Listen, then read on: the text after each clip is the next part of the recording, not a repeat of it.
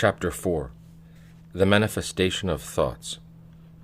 In the context of the relationship of the spiritual son to his father, as well as the spiritual therapy this relationship brings about, the manifestation of thoughts is of fundamental importance. This practice tends to be closely associated with confession, but is distinguished from the latter in a significant way. While confession is a sacrament, the manifestation of thoughts is not. Accordingly, this revelation is not necessarily addressed to a priest, but to a spiritual father who may be a priest, or even a simple monk, for whom spiritual qualifications alone authorize this function. Although it is often the same man who acts as one's spiritual father and priest, and to whom one confesses and reveals thoughts, sometimes a person resorts to two different people for these two quite different practices. While confession consists in admitting one's sins to God in the presence of the priest, who, as the Orthodox formula of confession says, stands merely as a witness, and in receiving absolution, the manifestation of thoughts consists in revealing to the spiritual father thoughts which are not necessarily sins, in the aim of making known to him one's inner state, so as to receive the appropriate advice for advancing along the spiritual path of healing and salvation. From another point of view, the fact that we are dealing here with the manifestation of thoughts could suggest at least a partial connection between this practice and that of psychoanalysis. But here again, we must note a fundamental difference. The manifestation of thoughts is not about reminiscing about the past.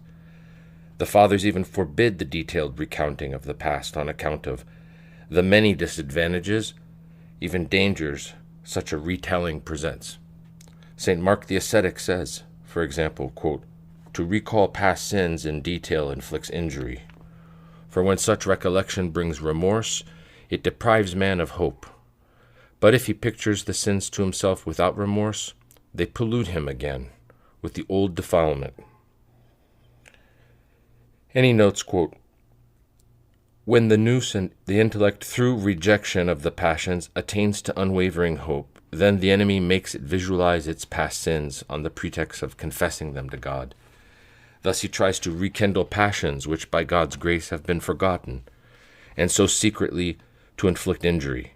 Then, even though someone is illumined and hates the passions, he will inevitably be filled with darkness and confusion at the memory of what he has done.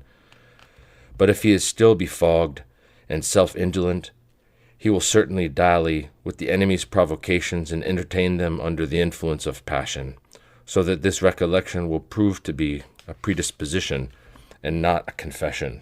End of quote. The thoughts in question here are thus current thoughts, not merely any thoughts, but those that occur repeatedly and subsist somehow in the soul.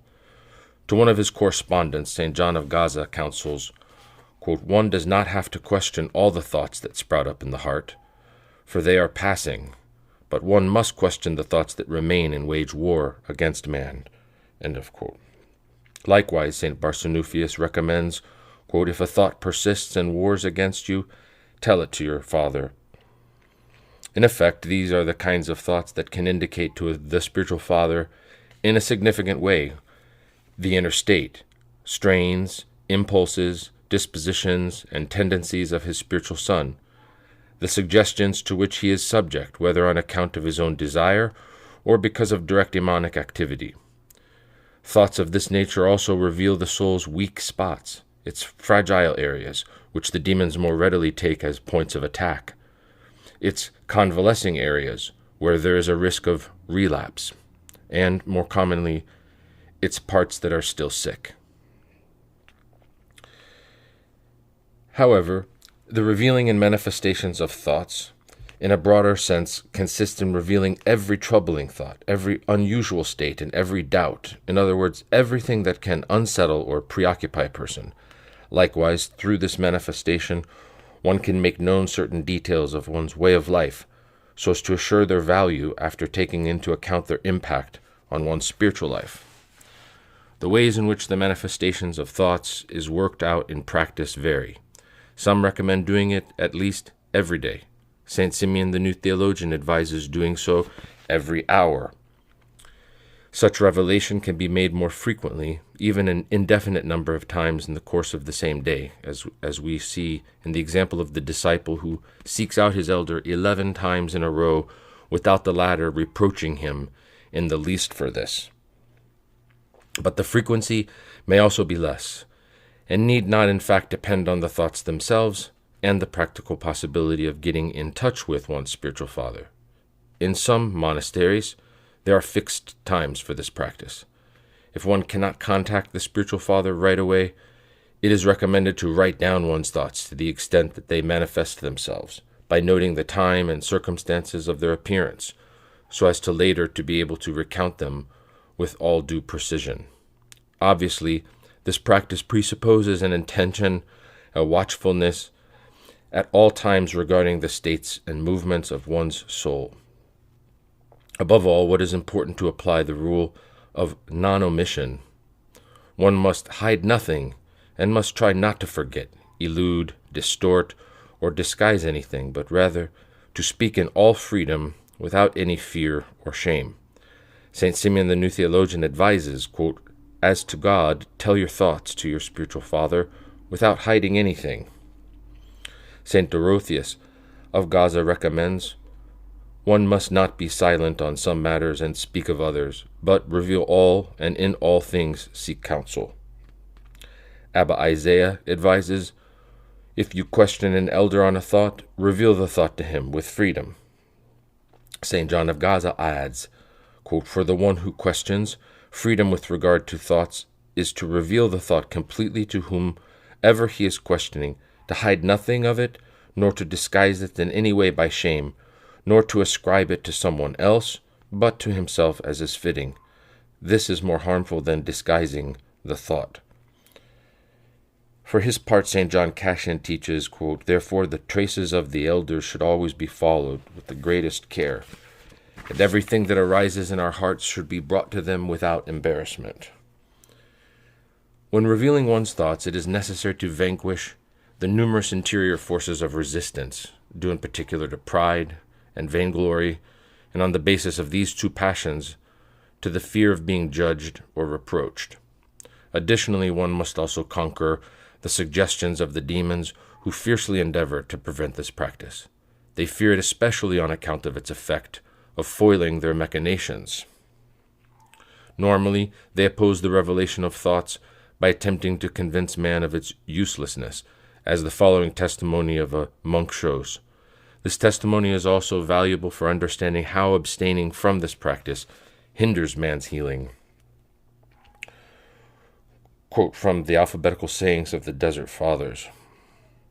Quote, "I had in my soul a passion that was dominating me. Having heard that Abba Zeno had healed many of it, I wanted to seek him out and open myself to him. Often I would go to the elder to tell him everything, but the enemy would not let me speak, filling my heart with shame and telling me, 'Since you know how to heal yourself, what use is it to speak of this? You are not neglecting yourself. You know what the fathers have said.' This is what the adversary suggested to me, lest I reveal my illness to the physician and be healed. Finally, distressed and in tears, I said to my soul, 'O wretched soul, how long will you persist in not wanting to be healed? People who dwell far away come to the elder and are healed. But you, have you no shame in living so close to the physician and not being cared for?'" End of quote. The manifestation of thoughts is not only useful but also necessary for spiritual progress. St. Basil teaches, quote, "Each person, if at least he wishes to make appreciable progress and live according to the precepts of our Lord Jesus Christ, must avoid keeping secret any movement in his conscience. On the contrary, he must reveal the secrets of his heart to those who have the mission of caring for the sick with sympathy and understanding." From St. Basil's Long Rule 26. One father goes so far as to claim, quote, "There is no other sure path of salvation besides each person confessing his own thoughts to those of the fathers who are endowed with discernment." In the same vein, St. Theodore the Studite says, quote, May all know that for salvation, including perfection, there is no comparable means to the revelation of thoughts, nor one so quick." It is especially fitting to stress the therapeutic and preventative value of this practice, which takes on primary importance in the context of spiritual medicine. The manifestation of thoughts allows one to receive from the spiritual father indications regarding the spiritual value and importance of what is being revealed, as well as advice on the proper attitude to take regarding these thoughts. Passionless and endowed with discernment, the genuine spiritual father is able to apply objective judgment to what is shared with him. Illumined by the Spirit, he is able to give fitting counsel. For example, he can say what the nature of a thought is and what it conceals, what consequences it is likely to have, whether it is neutral or bad, and how one must confront or fight against it. Does a given idea or inspiration to undertake some action come from the demons, or can one see it in an angelic idea, and thus one must follow through with it? Is a given mental image that has appeared several times, or a desire born in the heart in given circumstances, or any such movement of the soul, innocent, neutral, or evil? By consulting one's spiritual father, one will obtain a sure answer to these questions, an answer allowing one to escape the downsides of doubt, elude the errors and delusions of one's own judgment, and break free from the snares of one's own will, which leads an individual to act according to his own norms and his own desire instead of conforming himself to the divine will. Moreover, the Holy Fathers recommend the practice of revealing one's thought by insisting on the risks present in following one's own judgment and will. St. Anthony the Great writes, quote, "I have known monks who, after doing great works, fell and became mad for having trusted in their own works and for having eluded, through false reasoning, the commandment of him who said, 'Question your father and he will teach you.'" St. Pachomius even reports that for lack of having revealed their inner state to a spiritual father, quote, "many have killed themselves, this one by throwing himself down from a high boulder in a fit of madness, another by cutting open his belly with a knife, others in other ways. Kyrie eleison, for it is a great mistake not to disclose one's ill as soon as possible to him who possesses knowledge." End of quote. Such wanderings from the right path are most often attributable to demonic activity, which has easy access to man on account of his attachment to his own will. St. Dorotheus of Gaza warns, quote, "If a man does not confess all that is within him, the devil will find in him a self-will that will allow him to overthrow him." From his instructions. He notes further, "Whoever gives himself over entirely to his own thoughts is overthrown by the enemy at his convenience." The manifestation of thoughts, the confession of thoughts by which man gives himself over to the judgment and will of his spiritual father, thus appears to be an effective form of preventative care against all the disorders demonic activity can instigate in this context. St. John Cassian writes, quote, "This instruction will not only teach how to walk on the right paths by the true way of discretion, but will also preserve him unhurt from all the snares and traps of the enemy. Whoever lives not by his own judgment, but by the example of our forebears, shall never be deceived, nor shall the crafty foe be able to take advantage of the ignorance of a person who does not know how to hide all the thoughts coming to birth in his heart because of a dangerous embarrassment, but either rejects them or accepts them according to the considered opinion of the elders." St. Dorotheus of Gaza counsels, quote, "Let the soul make itself secure by revealing everything and by hearing someone competent say, quote, 'Do this, do not do that. Such a thing is good. This other thing is bad. This is a pretension of justice. This here is self-will. Again, this is not the time to do this. Have patience. And another time, now is the time.' Thus the devil will never again find a pretext by which to harm the soul or cause it to fall, since it is constantly guided and protected on all sides." Dr. Lachey continues, "Furthermore, hidden thoughts themselves serve as a pressure point for demonic activity, with the majority of them having been suggested for this very purpose. Thus, Patriarch Anthony III the Studite notes that nothing gives power to the demons and their fiendish suggestions as much as entertaining them in the heart." And Abba Pimon, relating a teaching from Abba John Colobus says that as a result, quote, the enemy rejoices in nothing greater than in those who do not reveal their thoughts. St. Theodore the Studite also teaches, quote, you know how numerous are the devil's snares and tricks. No one will escape these except by the manifestation of thoughts. The manifestation of thoughts in particular allows one to avoid the sins brought about by hidden thoughts. St. Theodore the Studite asks, whence does unreasonable activity come among you? Is it not because you do not reveal yourselves, but hide your evil thoughts? He notes further, the origin and root of the sins that we commit is a wicked thought. The revelation of thoughts also allows one to prevent the strengthening of existing passions or the forming of new passions, produced when they are given free rein to repeat themselves. Finally, this revelation allows one to avoid having thoughts in the soul that destroy and gnaw away at it, and which in any case might have multiple pathological effects on the inner life, precisely because of their hidden character. Unrevealed thoughts continue to live in the soul, often silently and imperceptibly. They anchor themselves within it. They develop there, and gradually they poison the soul. In the end, they take the soul into captivity, from which escape will be all the more difficult since the soul will have refrained for a long time from reacting, and will have been slow to manifest its thoughts.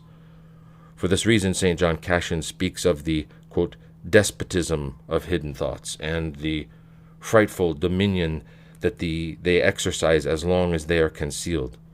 One elder summarizes all this as follows, quote, if you are harassed by impure thoughts, do not hide them, but tell them to your spiritual father as soon as possible.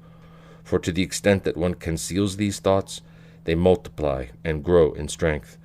As a worm gnaws through wood, so the wicked thoughts corrupts the heart.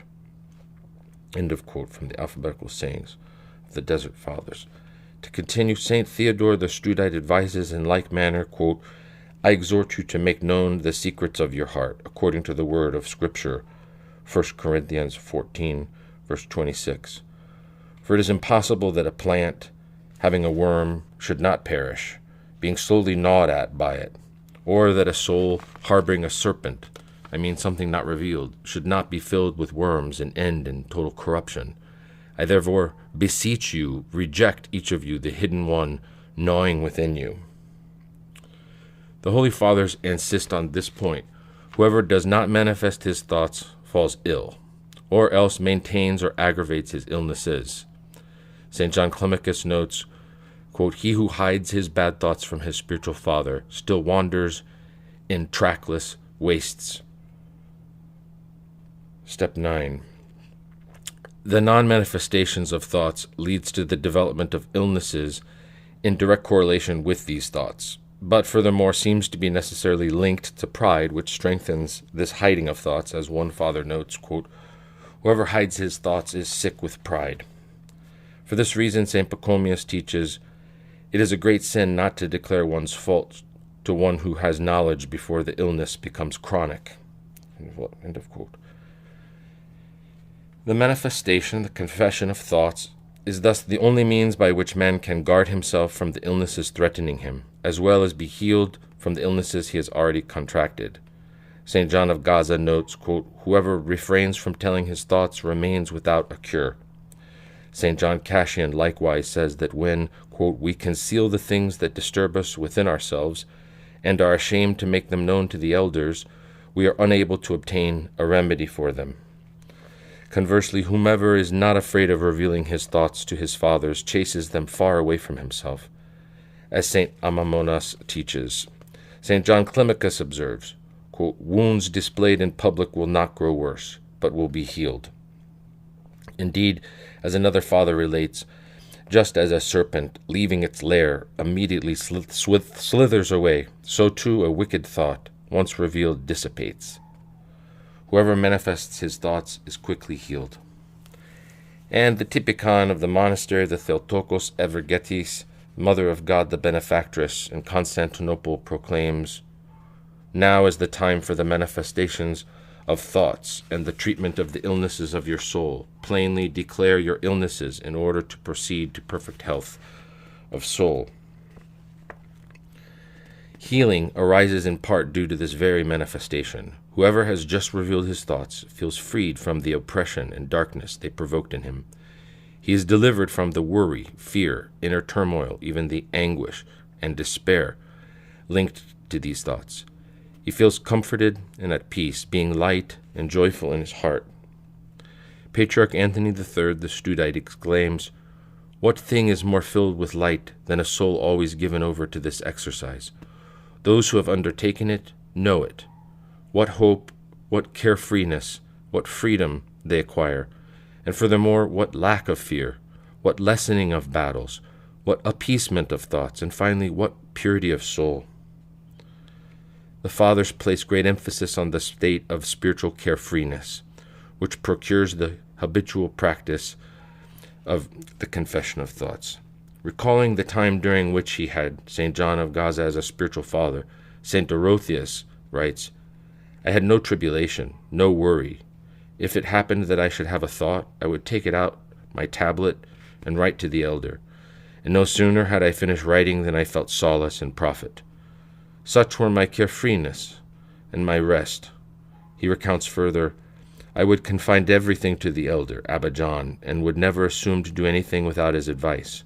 I would never allow myself to follow my thought without taking counsel, and believe me, brothers, I had great rest and was free of cares." These somewhat immediate effects of manifesting one's thoughts must not lead us to forget that a large part of the therapeutic efficacy relies on the counsels of the spiritual father engaged in this manifestation. Thanks to the indices given him by his spiritual son, the father is in a position to know exactly the inner state of his son, to make a precise diagnosis, and to determine a fitting treatment. Without this, man would hardly have a chance of being healed. Patriarch Anthony III, the Studite, writes, "What one can see in bodily illnesses also takes place in diseases of the soul. The physician provides care and applies the cure to the place he had diagnosed and seen with his eyes. But whoever abandons himself to his own taste and acts according to his own ideas without making the illness of his soul known to the spiritual fathers through the manifestation of thoughts gains for himself the lamentable verdict, 'Woe to those who are wise in their own eyes and shrewd in their own sight.'" End of quote. Especially with the frequent and continued manifestation of thoughts, a spiritual father is able to implement an often lengthy treatment, ending with the healing of all the soul's illnesses, since he thus knows, both in detail and in general, the state, tendencies, and development of the sick person. It is in this sense that St. John Cassian writes, while calling to mind several passions, quote, "The more often these vices are displayed, the quicker they are healed." Thus, one goes to the spiritual father to whom thoughts are revealed as though to a physician. St. Basil recommends disclosing the secrets of one's heart, quote, "to those who have received the charge of caring for the sick." Long Rule 26. St. John Climacus advises, lay bare your wound to the physician, and without being ashamed, say, "It is my wound, Father, it is my plague." Latter step 9. St. Barsanuphius says, "Tell your father the thought that lingers within you and wars against you, and he will heal you." St. John Cassian recommends everything should be revealed to the elders without any obfuscating embarrassment, and from them one may confidently receive healing for one's wounds. This medical notion is found in the rules of a good number of Typica. The Typicon of the monastery of the Forerunner, near Sarai, in Macedonia, demands, quote, "that there be spiritual fathers in the monastery, so that each monk might, to whomever he shall have chosen, disclose his wounds in conformity with the tradition of the holy canons, so as to receive according to each kind of wound the fitting aid from the spiritual physicians. By wounds are meant here thoughts.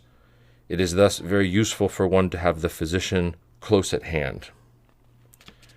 The typical ordinance of the Macarius monastery of the Most Holy Mother of God stipulates in its 11th chapter, which focuses on the manifestation of thoughts, that, quote, "whoever exercises this function must take the greatest care to listen to those who wish to confess, and inspire each with the fitting remedy. If the thoughts that are easily cut off and cause no enduring trouble are able to be heard by qualified brothers to whom the spiritual father has delegated this task, those thoughts requiring more attentive medical care are to be reported to him, and he will apply the appropriate treatment. The spiritual father exercises his function of therapist in the context of the confession of thoughts by offering an attentive and benevolent listening ear, consoling and exhorting whoever has confided in him, taking upon himself the difficulties just revealed to him by his spiritual son, and also by praying for him. This intercessory role of the spiritual father in the context of the manifestation of thoughts is often stressed by the Holy Fathers, who thus attribute the therapeutic efficacy of this practice to an intervention of divine grace in response to the spiritual father's prayers. Thus, St. Barsanuphius states, "Tell your thoughts to your father, and he will heal you by God's might." A brother says in the same vein, "By the prayers of the elder, God healed me." However, all this assumes that whoever is manifesting his thoughts has the requisite attitude toward his spiritual father, and through him toward God, namely, that he make his confession with faith and compunction and with all his heart, as this example from the sayings of the Desert Fathers highlights. One day 2 brothers met one another, and the one said to the other, "I would like to go to Abba Zenon and submit a thought to him." The other said, "I also want to tell him a thought." Thus they went together, and each in turn disclosed their thoughts. The first one prostrated himself before the Yerunda and besought him with many tears. The Yerunda said, "Go, do not be discouraged, curse no one, and do not neglect your prayer." The brother departed and was healed. The other revealed his thought and said to him, "Pray for me," but he did not ask this fervently. Some time afterward, they had a chance to meet, and the one said to the other, "When we went to visit the Yerunda, did you reveal to him the thought that you had said that you wanted to tell him?" "Yes," said the other, and he said to him, "Did it benefit you to reveal it to him?" The other said, "Yes, by the prayers of the elder, God healed me." And he said, "Well, I opened myself up to no avail. I haven't felt any result from the cure." The one who had profited said to him, "And how did you beseech the elder?" The other said, "Pray for me, because I have such a thought."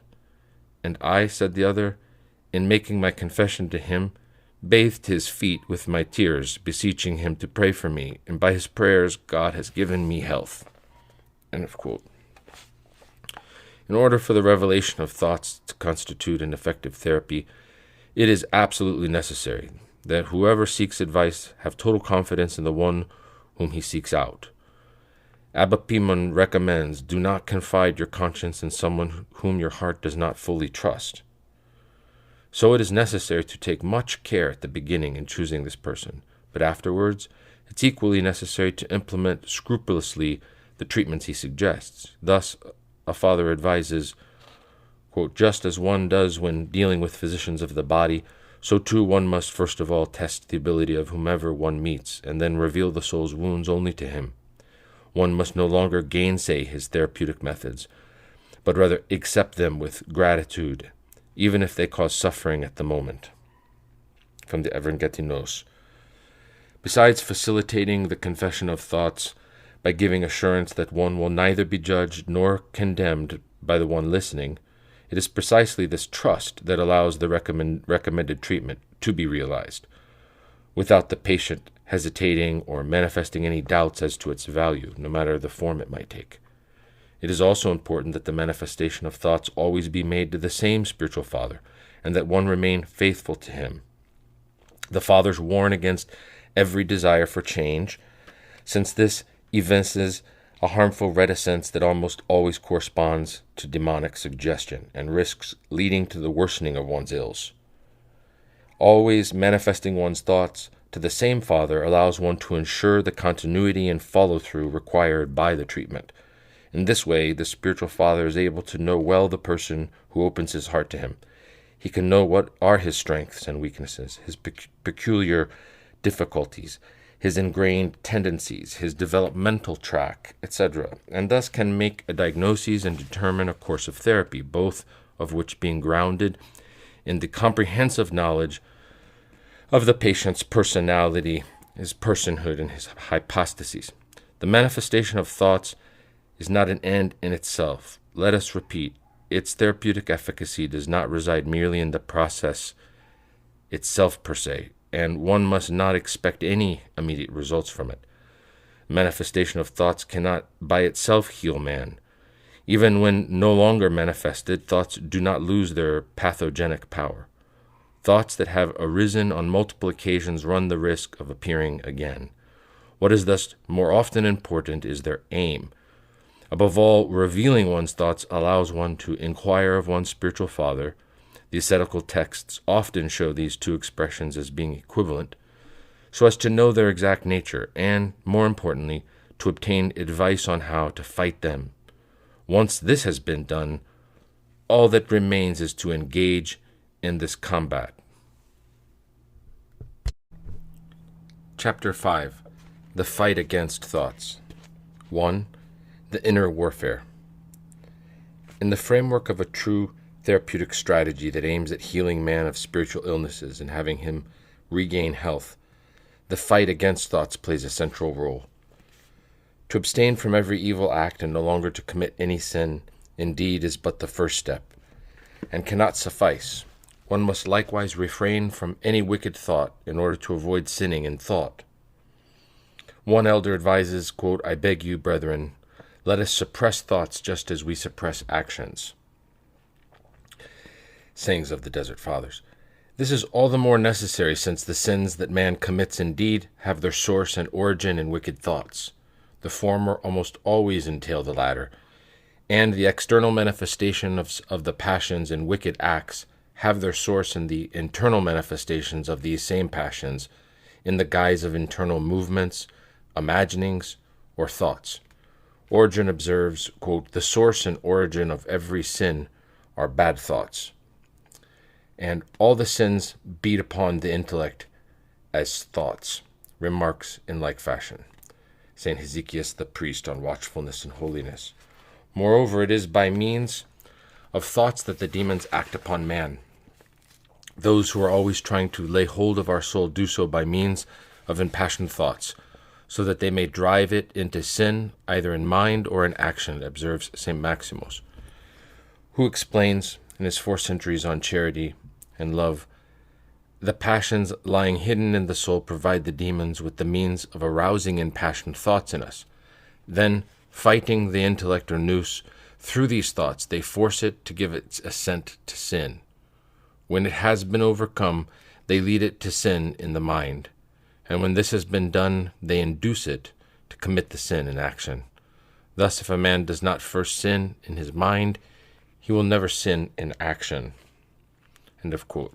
Consequently, one must fight against thoughts if one wishes to put an end to external and internal sins, and also if one wishes to free the soul from the passions. It would be useless to battle the passions by attacking only their external manifestations, since these have their root in the thoughts, and if such thoughts remain in the soul, other acts will inevitably result again from them. For this reason, Sirach writes, in Sirach 23, verses 2-3, quote, "Who will set whips over my thoughts, and the discipline of wisdom over my mind, that they may not spare me in my errors, and that it may not pass by my sins, in order that my mistakes may not be multiplied, and my sins may not abound. Then I will not fall before my adversaries, and my enemy will not rejoice over me." End of quote. Furthermore, it would be vain to believe, under the pretext that the passions are what attach us to sensual reality and apply to objects, being set in motion at the sight of them, that it would be sufficient to remove such objects or remove oneself from them in order to destroy the passions themselves. In reality, objects are not bad in themselves. Quote, "Nothing created and given existence by God is evil," as St. Maximus recalls. What is bad is the wrong use we make of objects, by means of the wrong conceptualizations we have of them. St. Maximus notes further, quote, "Vice is the wrong use of our conceptual images of things, which leads us to misuse the things themselves. And, quote, the wrong use of objects is followed by the misuse of the things themselves, and it is consequently in the intellect's power to make good or bad use of these conceptual images. We see then that the proper target of our assault is not the objects, but their images, which we bear in our minds.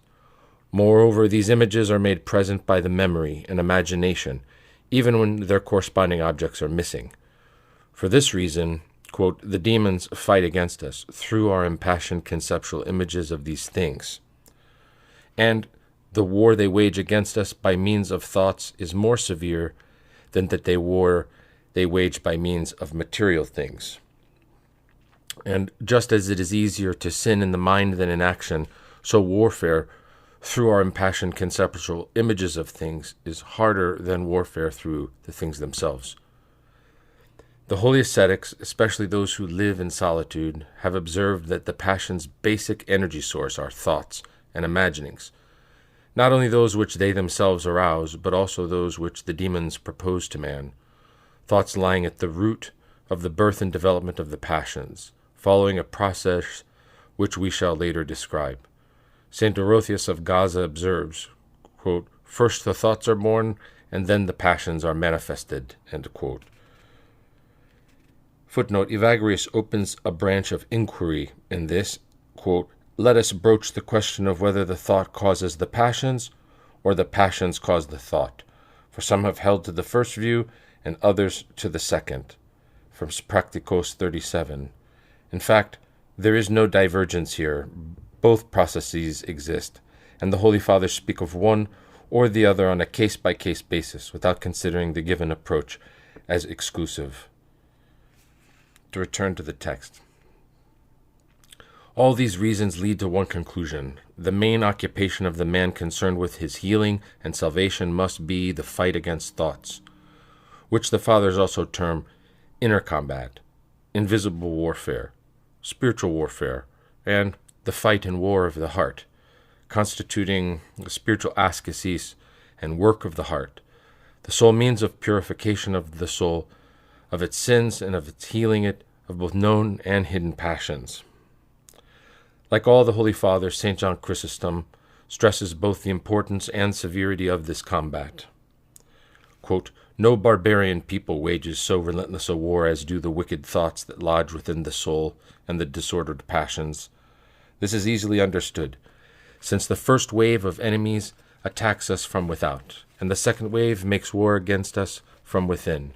Without fail, one can observe that internal evils are most disastrous and pernicious than external ones.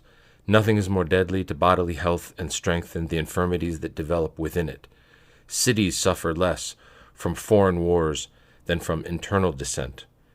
Likewise, the soul has less to fear from the snares laid for it in the world than from the illnesses whose seed the soul itself has sown. End of quote.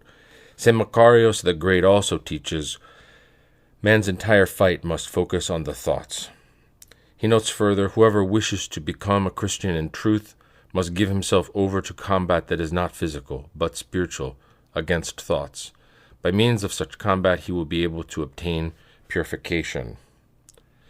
Since the thoughts are supported, aroused, or else proposed by the demons, the fight against thoughts also appears at the same time to be a fight against the demons. Besides, we have seen that the Fathers often liken passionate thoughts to the demons themselves. The Apostle clearly refers to this combat when he writes, quote, for we are not contending against flesh and blood, but against the principalities, against the powers, against the world rulers of this present darkness, against the spiritual hosts of wickedness in the heavenly places. Ephesians 6:12.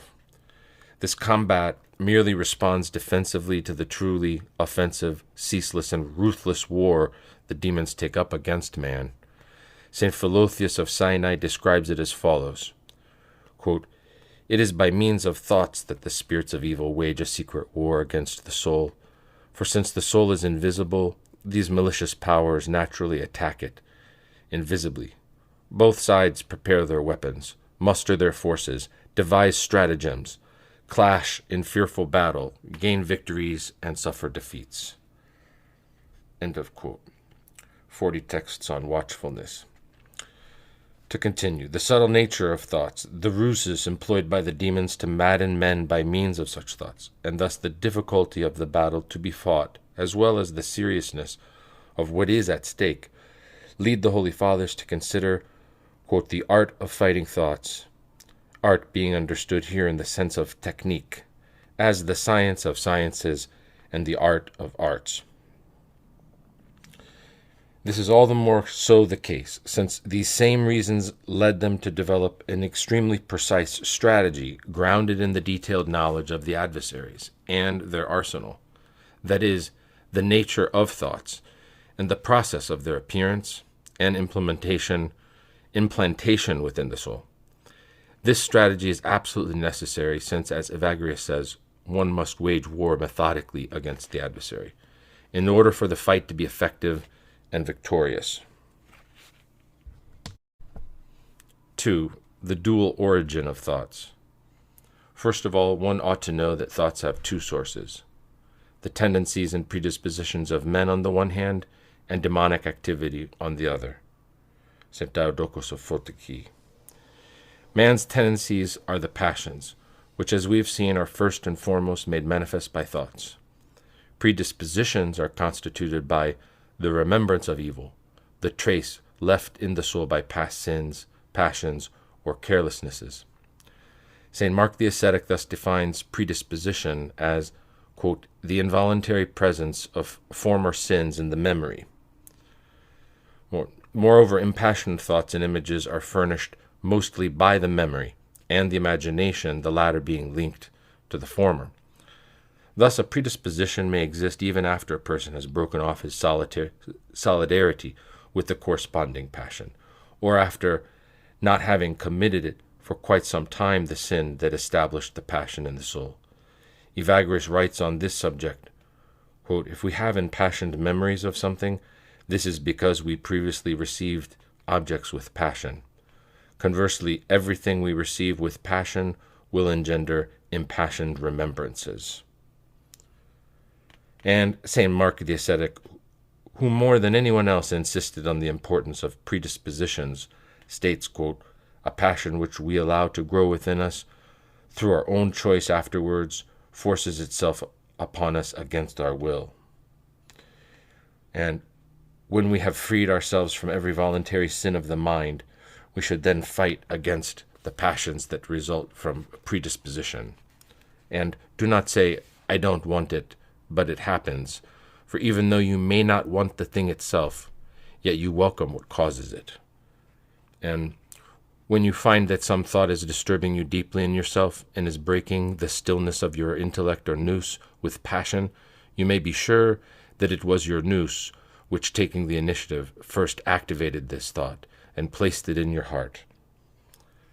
In other words, besides truly voluntary thoughts, there are in the soul thoughts that are truly involuntary, but which once were voluntary. As consequences, they are involuntary, but derive from voluntary causes.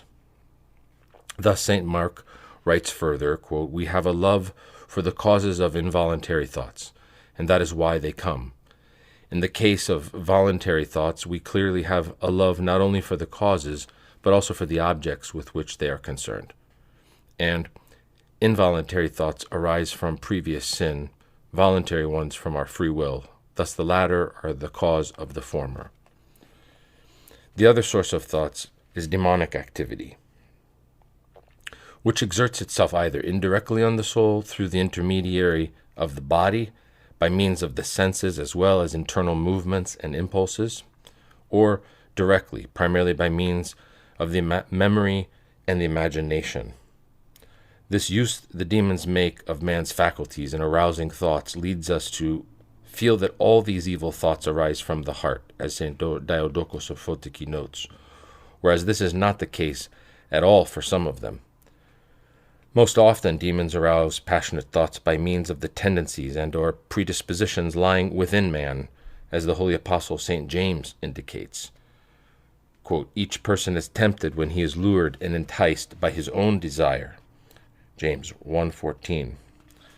St. Isaac the Syrian writes, "In all temptations condemn yourself as being the cause of whatever comes to you." Ascetic Homily 80. Indeed, as St. Maximus the Confessor quite precisely notes, quote, "The passions lying hidden in the soul provide the demons with the means of arousing impassioned thoughts in us." 4 Centuries on Love. Additionally, St. John Cassian notes that the soul, just like the body, is stricken by illness at one or more points where it shows itself to be weak. Here from Conference 24, quote, "When certain illnesses occur, as is usually the case with respect to human bodies, those that are weaker are the first to give in and succumb in such instances. And, as when the disease rages in them more violently, the healthy parts as well are injured by the same malady, it is likewise inevitably the case that, when the pestilential breath of vice blows over us, the soul of each one of us is tried most severely by the passion in its feebler and weaker part, which does not so strongly resist the onslaughts of the powerful enemy. It runs the risk of being taken captive the more nonchalantly it leaves itself open to betrayal as a result of negligent custody. Similarly, then, the evil spirits greatly try each one of us by their sly wickedness, and they set snares, in particular, for the dispositions in which they sense that the soul is weak." End of quote. To continue, however, we must know that the demons can also suggest to man thoughts or images having no connection to his tendencies or predispositions, even though in this case also he might have the illusion that these representations come from himself. As St. Macarius the Great notes, quote, "There is an adverse power of malice that secretly leads astray the human race towards evil, invisibly teaching it in the heart all manner of impiety. From that point on, all men have only to put into action what has been suggested to them in secret, despite the free will of each. The majority do not know where these suggestions come from, but they believe in a natural tendency on account of their customarily seeing wicked thoughts contrary to nature gushing from their heart." End of quote. In this regard, demonic activity spares no person and molds itself to each person's spiritual level. For this reason, even the saints themselves, who by theanthropic asceticism have attained dispassion and obtained the purification of their past faults, and thus in whom neither tendencies nor predispositions even remain, must confront thoughts suggested to them by the demons, and which constitute for them so many diverse temptations.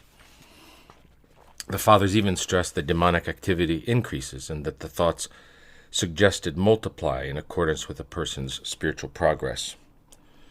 A well-known patristic maxim states that man must, quote, "expect temptation until his last breath," from the Sayings of the Fathers, alphabetical series, Anthony, and that he will have to fight against the thoughts suggested by the demons until his last gasp. Job said, "What a time of temptation is the life of man on earth." Job 7:1. In the same vein, St. Isaac the Syrian notes, "Man cannot but have thoughts until death." Ascetic Homily 83. St. Simeon the New Theologian writes, quote, "Man has received the power not to accomplish evil, but not that of not having the notion of it." End of quote. St. Hezekiah the priest writes, "Just as it is impossible when walking not to part the air, so it is impossible for a man's heart not to be assailed continually by demons, or be secretly energized by them." And St. John Damascene, calling to mind especially the 8 types of evil thoughts that correspond to the 8 main passions, notes, quote, "Whether these 8 thoughts disturb us or not forms part of the things that do not depend on us." The aim pursued by the demons in their arousal of thoughts within man's heart is to maintain the passions within the person inhabited by them, as well as to drive him to sin and deed. The goal can also be to reintroduce them to the person who has been delivered from them, or again to disturb this person's prayer and prevent him from attaining to contemplation. In any case, their intent is to turn man away from God and cause him to distance himself from the Lord. From this point of view, every thought appears to be a temptation, all the more so since, as we shall see, it is possible for man in every case to follow the thought that appears to him, and thus do the will of the demons, or to distance himself from it and do God's will. Every thought presented to man thus appears as a test that can lead both to his fall and his salvation, according to the choice he makes. If man is able to perpetuate or relapse into his diseased state by giving in to temptation, he is conversely able to be healed or avoid a relapse by not giving in to it. Thinking of this second aspect, St. Isaac the Syrian states, "Temptation is useful to every man," and proclaims, "Glory to the Master, who with most bitter remedies gives us the delights of health." Ascetical Homily 48. Even St. James the Apostle stresses this positive function of temptation. Quote, "Blessed is the man who endures trial, for when he has stood the test he will receive the crown of life which God has promised to those who love him." While for the man in whom the passions dwell, every thought that presents itself is an occasion from being freed from them and being purified of his sins, for the man who lives according to the virtues, the thought is an opportunity to strengthen these virtues, as St. Barsanuphius writes to one of his spiritual sons, quote, "May the throng of passions and demonic fantasies not disconcert you, but believe that they gain nothing in harassing us and tempting us, but on the contrary they bring virtue. As a result, if we take great care to hold on to a bit of endurance, the presence of fire make gold appear more brilliant. So too is it with the accumulation of temptations for the righteous." End of quote. St. Amamonas notes, quote, "After temptations, the strength of the Spirit adds another greatness and a greater strength." At any rate, the Fathers highlight that spiritual progress is visible thanks to temptations, and particularly to the thoughts by which such temptations are presented to man. St. Amonas writes, quote, "If you never encounter temptation, visibly or hidden, you cannot progress beyond your current state." St. Anthony the Great even sees in this a necessary condition for salvation. Quote, "Whoever has not been tempted will not be able to enter the kingdom of heaven. For it is said, 'Remove temptations,' and no one is saved." Thus man's spiritual destiny depends on his behavior toward thoughts. By the assent to thoughts, the passions are born and persist, and demons take possession of the soul or else continue to abide in it. Conversely, by refusing thoughts, man can by God's help be delivered from his passions and advance in virtue, uniting himself to God and growing within this union. However, if man does not keep close watch, he risks being enslaved by the thoughts that present themselves to him. There is a moment when rejecting the thought is easy, another when it is difficult, and another when it has become almost impossible. The fight against the thoughts presupposes a precise knowledge of the thought's mode of acting on the soul, and the soul's attitude toward the thoughts. Temptation, as the Fathers have noted, operates according to an invariable mechanism, composed of different moments corresponding to the evolution of man's behavior toward the suggested thought. 3. The mechanism of temptation. The different stages of temptation are 1. Suggestion or provocation. St. Philotheus of Sinai gives a definition of this taken from St. John Climacus in Ladder, step 15. Quote, "Provocation, they say, is a thought still free from passion, or an image newly engendered in the heart and glimpsed by the nous." End of quote. St. John Damascene says that this is simply what the enemy suggests to us. St. Mark the Ascetic defines provocation as the simple representation of a wicked work. Moreover, by defining it as a movement of the heart without an image, he does not mean that no image exists whatsoever, for this would contradict his previous definition. Rather, this image or thought is not developed and thus can be likened to a sort of movement or first impulse. 2. Coupling. St. John Damascene defines it as, quote, the accepting of the thought that the enemy has suggested to us. And St. John Climacus more precisely as conversation with what has presented itself, accompanied by passion or dispassion. Philotheus of Sinai, footnote, gives the same definition. Coupling is to commune with this thought or image in either an impassioned or dispassionate way, from 40 texts on watchfulness. To continue, at this last statement, as it indicates, 2 degrees of coupling are distinguished.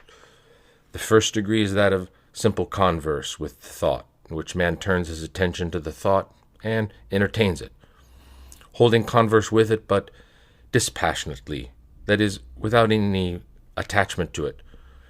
Second degree consists of coupling proper, in which man truly enters into relationship with the thought, attaching and uniting himself to it while taking pleasure in it. As St. Hezekias the priest observes, man thus mixes his own thoughts and images with the thoughts and images of the demonic suggestion. On the basis of this union, the demonic image or thought, quote, waxes and burgeons until it appears lovely and delectable to the welcoming and despoiled intellect, which is not far from allowing itself to be seized by the thought. Nonetheless, at this stage man has united himself to the thought, but has not yet cleaved unto it and accepted it fully. 3. Consent is the, quote, the bending of the soul to what has been presented to it, accompanied by delight. At this stage man gives his complete assent to what has been proposed to him, accepting to follow the thought and act accordingly, and thus giving himself over fully to the pleasure the thought furnishes with him. 4. Captivity. Having given his full consent to the thought, man becomes captive to it. St. John Climacus defines captivity as a forcible and involuntary rape of the heart, or a permanent association with what has been encountered, which destroys the good order of our condition. 5. Accomplishment. St. John Damascene defines this as the very act of the impassioned thought to which one has consented. Having given his consent to the thought and being captive to it, man proceeds to the act, accomplishing the sin indeed. 6. Passion. The repeated consent to a thought of the same type causes the corresponding passion either to be born or to be reinforced if already present. St. John Climacus defines it thus, quote, passion, they say, is preeminently that which for a long time nestles with persistence in the soul, forming therein a habit, as it were, by the soul's long-standing association with it, since the soul of its own free and proper choice clings to it. Man's culpability along this chain of actions is not the same at all links.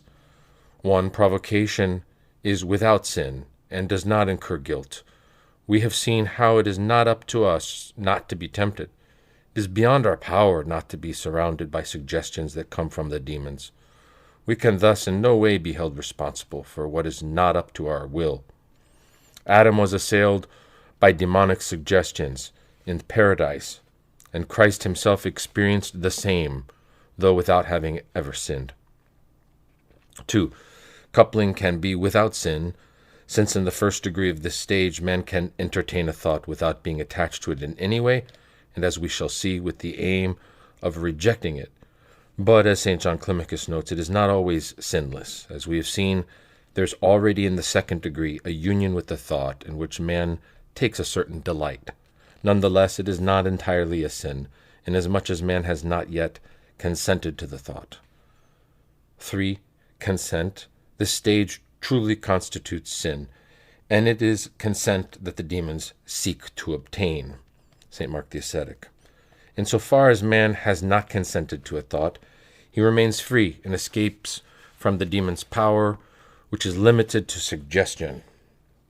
Once his consent has been given, sin has definitely been committed. Man becomes captive to the thought, finds himself bound despite himself, and can no longer make any retreat.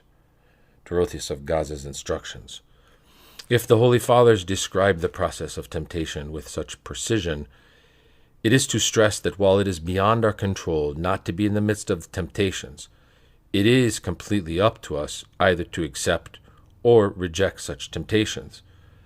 Their descriptions show that up until a certain point in the process, to wit, consent, it is totally within our power to avoid being subjected to the thoughts.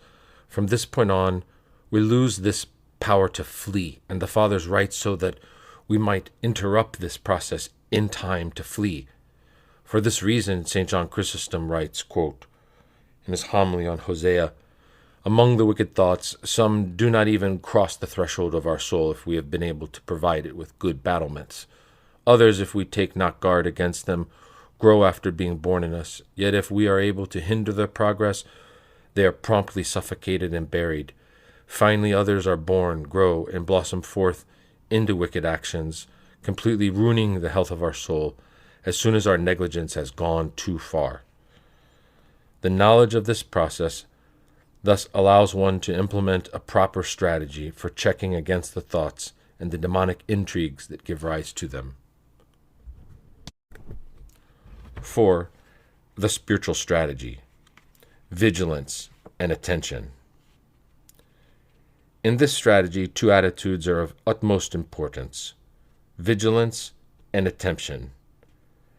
This recommendation to be attentive and vigilant is frequently encountered in the Holy Scripture.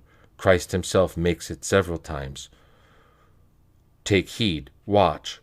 Watch, therefore. What I say to you, I say to all. Watch." Mark 13:33 and following. "Remain here and watch." Mark 14. Quote, "Watch and pray that you may not enter into temptation." Mark 14:38. And "Blessed are those servants whom the master finds awake when he comes. If he comes in the second watch or in the third and finds them so, blessed are those servants." Luke 12:37. And "But watch at all times, praying that you may have the strength to escape all these things that will take place, and to stand before the Son of Man." Luke 21:36. Likewise, the Apostle writes, "Come to your right mind, and sin no more." 1 Corinthians 15:34. And "So then, let us not sleep as others do, but let us keep awake and be sober." 1 Thessalonians 5:6. And St. Peter, "Keep sane and sober." 1 Peter 4:7. And "Be sober, be watchful. Your adversary, the devil, prowls around like a roaring lion, seeking someone to devour." 1 Peter 5:8. The same guidance is found countless times in the words and writings of the Holy Fathers. And attention and vigilance are presented in the lives of the saints as virtues that they possess to the highest degree. These two very similar attitudes, both terms often being used synonymously, constitute a prerequisite for every spiritual life. It is in large part thanks to them that man is able to, by divine grace, be freed from sin and to avoid relapsing into it. At the same time, these attitudes allow him to be united closely to God and to remain attached to him, this being the aim of these attitudes. For this reason, Abba Pimon says, quote, "Vigilance, attention to oneself, and discernment are the guides of the soul," even going so far as to claim that we have need of nothing beside a watchful mind. Furthermore, we must specify that in order to be fully effective, attention and vigilance must be permanent and without fail. Certainly this is not immediately possible, but one must labor at achieving it. The Fathers assert by their own experience that the experienced man is capable of such attention and vigilance, even while being occupied with various activities. Thus St. John of Gaza writes, quote, "The perfect are perfectly attentive to themselves, like the craftsman who knows his trade perfectly. If, while he labors, it happens that he should meet some people, their converse does not prevent him from pursuing his art at the same time."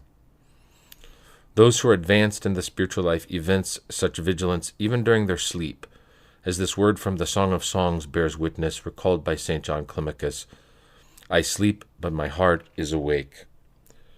And as St. John of Gaza affirms, quote, "If the heart keeps watch, the body's slumber is naught."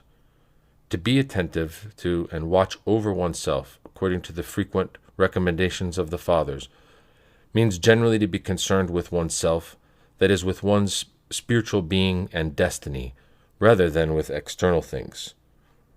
This means especially to endeavor to know and recognize one's spiritual illnesses, which knowledge is the condition for healing. St. Basil says, quote, from his homily on the words, "Take heed to thyself," "In all things you must strive to know the status and illnesses of your soul, for many have dangerous infirmities of which they are not aware. God warns us not to meddle in any way in healing the ills of others, nor to inquire in any way into the nature of their illnesses, but rather to reserve a portion of our care and effort so as to delve into the recesses of our own heart." End of quote. More generally, this means being attentive to one's whole being, keeping watch at once over one's body and soul, monitoring one's external behavior in order to avoid evil acts, and guarding one's inner life in order to avoid wicked thoughts. Thus it is written in the book of Proverbs, quote, "The highway of the upright turns aside from evil. He who guards his way preserves his life." Proverbs 16:17. And St. Gregory Palamas notes, quote, from his triads, Moses says, "Take heed to yourself." Deuteronomy 15:9, that is, to your whole self, and not merely a part while neglecting the rest. Therefore place this guard, nepsis, on your soul and body. Trust yourself to this guard, this attention. Do not lose control of yourself, but rather keep guard. Be vigilant and watch over yourself. Ecclesiastes says, "If the spirit of the ruler, that is, the ruler of wicked spirits and passions, rises against you, do not leave your place." That is, leave no part of your soul, no part of your body unguarded. Thus you shall become inaccessible to the spirits that attack you from below. End of quote. Meanwhile, since, as we've seen, acts follow from thoughts, upon which depend the birth and perpetuation of the passions, the Fathers especially suggest that we focus our attention and vigilance on the latter. Man's spiritual healing is especially contingent on this focus, and that is why vigilance and attention appear, above all, as remedies of primary importance at this level. In a homily on these same words from Deuteronomy 4:9 and 15:9, "Take heed to thyself," St. Basil says, "Take heed to yourselves, and do not conceal wicked thoughts within your mind. We are fragile, and we sin easily in thought. For this reason, God, who formed our hearts, knowing that the movements of our will cause us to fall into various disorders, advises us to preserve in great purity the rational part of the soul, since it is what rules and directs. One must guard with greater care that which is more inclined to sin. Skillful physicians, knowing the temperament of weak bodies, prescribe them remedies in order to strengthen them. Thus God has given us more means to strengthen the weaker part in us." End of quote. 1. To be attentive and vigilant with regard to one's thoughts is first of all constantly to watch over one's heart in such a way as to be able to note the thoughts that are born within it as soon as they arise, and constantly to be on guard so as to be able to confront the sudden and unforeseeable attacks of the enemy. This is why vigilance is often called the guarding of the heart. Footnote, it is sometimes called the guarding of the mind, or the guarding of the nous. See Hezekiah the priest on watchfulness and holiness, and Philotheus of Sinai's 40 texts on watchfulness. But the first expression is more fitting, the guarding of the heart, since guarding the mind, properly speaking, refers to the avoiding of any representation, even a good one, an avoidance which is the condition for pure and undistracted prayer, as we shall see later on. On this distinction, we can see as what follows. To return to the text. At the door of the heart, the mind must have the attitude of a sentinel who simultaneously surveys his surroundings, paying attention to the slightest movement, shape, or noise, and always positions himself so as to intervene. On the first point, St. Hezekiah the priest writes, quote, it is the task of unceasing watchfulness to see the mental images of evil thoughts as soon as they are formed in the intellect. For his part, St. Philotheus of Sinai says that it is a matter of observing the attacks of the demons and their snares woven of fantasy. St. Basil advises, cast your glance all around, lest you be caught unawares. On the second point, St. Gregory the Great notes, vigilance must exist at all times. One must constantly be ready for action, and to engage the adversary in combat. Our distrust must ceaselessly foresee his covert maneuvers. If one does not wish for hidden and sudden temptation to come at us as a surprise, one must of a permanent necessity keep it at bay with the sword of our vigilance. End of quote. This saying from an elder sums up these 2 points. Quote, the work of a monk is to behold his thoughts from afar, from the sayings of the Holy Desert Fathers. On this subject, we can recall this word of Christ. If the householder had known at what hour the thief was coming, he would not have left his house to be broken into. Luke 12:39. 2. Secondly, being attentive and vigilant means examining every thought as soon as it has been noticed, and then discerning its nature so as to see exactly whether a good, neutral, or evil thought is at hand. Calling to mind the first of these 2 phrases, St. John of Gaza counsels, do the same thing for all thoughts. As soon as the thought arises, examine it. St. Ezekiel the priest describes the phase thus, watchfulness is a continual fixing and halting of thought at the entrance to the heart. In this way, predatory and murderous thoughts are marked down as they approach, and what they say and do is noted, and we can see in what spacious and delusive form the demons are trying to deceive the nous. The aim of this first phase, the examination of a thought, is the second, the discernment of the thought's exact nature. St. Macarius writes, a man of God must not enter the wake of a single thought without using discernment. St. Ezekiel the priest notes, the glance of your intellect should be quick and keen, able to perceive the invading demons. One of the sayings of the Desert Fathers states, the elders used to say, to every thought that arises within you, say, are you from our side, or do you come from the enemy? And it will certainly divulge this. This latter one is a piece of advice given in text form by Evagrius. Quote, be the gatekeeper of your heart, and to every thought that presents itself, ask this question, are you from our side, or from the enemy? St. John of Gaza speaks similarly. To guard one's heart is for the one at war to have a clear and vigilant mind. If you want to know who you're dealing with an enemy or with a friend, cry out in prayer and ask him, are you from our side or from the enemy? And he will tell you the truth. 3. If it is a matter of good or neutral thought, a man may let it penetrate him more deeply, since it is of no consequence except the case when one is in a state of prayer. Such thoughts hinder pure prayer. St. Nils Sorsky writes on this subject, from his rule number 1, quote, if this type of thoughts enter and remain within the soul during necessary tasks in life, and not at the moment of prayer, such a situation is sinless. Even the saints fulfilled sinlessly and in dignified manner the obligations of bodily life.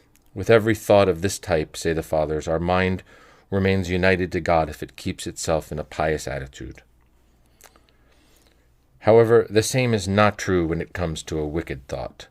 Man must absolutely avoid getting into it and reject before reaching the stage of consent in the process we've outlined above. 5. The rejection of wicked thoughts. 2 approaches are possible in rejecting a wicked thought that presents itself. 1. The first approach, which one could call anti-rhetoric, consists in allowing the thought to penetrate further until it reaches the first stage of coupling, at which point converse devoid of all passion with the thought ensues, as we have seen. In the context of this conversation with the thought, man must contradict and reject it. This rejection consisting in opposing the thought with contrary arguments, in practice most often taking the form of brief excerpts from Holy Scripture in exact rebuttal. Man, writes St. Macarius, must thus ponder the words of God's commandments, and make them the goal of his mind, also that the pious and antagonistic thought within us might conquer evil. St. John Climacus notes, "Of this first approach he bears testimony who said, 'So shall I give an answer to those who reproach me.'" Psalm 118:42. And again, "Thou hast made us a gainsaying among our neighbors." This is why we find Abba Joseph of Penefo advising the following to someone who asked him what to do when thoughts approach. "Let them enter and fight them," thus justifying this counsel. "If they enter and if you fight them by taking and giving blows, they will make you more experienced." St. Hezekias the priest teaches the same. Once the intellect is unceasingly engaged in the battle of perceiving in their true light these thoughts, we should admit them and censure them. However, such a manner of combating thoughts must remain reserved for those who are sufficiently advanced in the spiritual life, lest a person allow himself to be ensnared in this conversation by the enemy's arguments, and find himself conquered by him in the end. Abba Joseph of Penefro recognizes this implicitly, advising another visitor who asked him the same question as the previous guest, not at all to allow thoughts to penetrate. For his part, St. John of Gaza writes quite explicitly to one of his spiritual sons, quote, "To retort is not for everyone, but for those who are powerful according to God, to whom the demons are subject. For if someone without this power should retort, the demons will hold him in derision, since he is in their power, yet gives them rejoinder." St. Barsanuphius writes in like manner to one of his disciples, "Regarding the accepting of a thought that presents itself, it pertains only to the perfect to allow it to enter, and consequently to chase it away. But for you, do not bring fire into your forest, lest it be consumed entirely. Do not get yourself into trouble, for you would not resist such a temptation." And commenting on Abba Joseph of Penefo's twofold response, he says again with regard to thoughts, "Whoever is capable of resisting and fighting them without being conquered allows them to enter, whereas whoever is weak and incapable of doing so, and who would instead give his consent, must not do this. Even if a person is not conquered, he risks leaving the fight wounded or defiled if he is not strong enough." St. Isaac the Syrian stresses this, and for this reason advises against this manner of combat. From his ascetical homily number 33, quote, "It is not always in our power to oppose the thoughts fighting against us so as to stop them. But we often receive wounds that do not heal for quite some time. Arguing with the demons allows them to arm themselves against you. They will be able to wound you beyond what your wisdom and feeling will set against them. But even if you were to vanquish them, the filth of the thoughts would sully your contemplation, and you would still smell their foul odor for quite some time." The fact that this type of combat is reserved for the perfect does not mean, though, that it is the most perfect form of combat. Besides the risk it runs of defeat, this combat type makes possible a kind of development of suggestion, which, as St. Mark the Ascetic notes, is invariably accompanied by a certain turmoil that the perfect justly avoid. This turmoil of soul entails that one must take a certain interest in and stop on a thought, which thus turns the mind away from the exclusive attention that pure prayer demands. In the end, the mind plays the demon's game to a certain extent. For this reason, St. John of Gaza advises one of his disciples, quote, "Do not contradict, for this is what they desire. They will never cease." This is why the method of combat must be judged as being preferable. Moreover, it is the one that the Fathers recommend most often, even more so because it is more direct and efficacious than the first. St. Isaac says that by employing it, one reaches the shortest path and avoids wandering on the long road. This constitutes rapid refutation. 2. The second type of combat, which concerns a form of practicing vigilance, consists in not allowing the thoughts that present themselves to enter at all. By rejecting them, the Fathers also say, cut short, cut off, put down, cast away, as soon as they are born and at the very moment they appear, that is, before it even becomes a suggestion. St. Hezekias the priest advises, as soon as we perceive demonic suggestions, we should counterattack and repulse them. St. Philotheus of Sinai notes, the person who rebuffs the initial provocation has at one stroke cut off all the sinful stages that follow.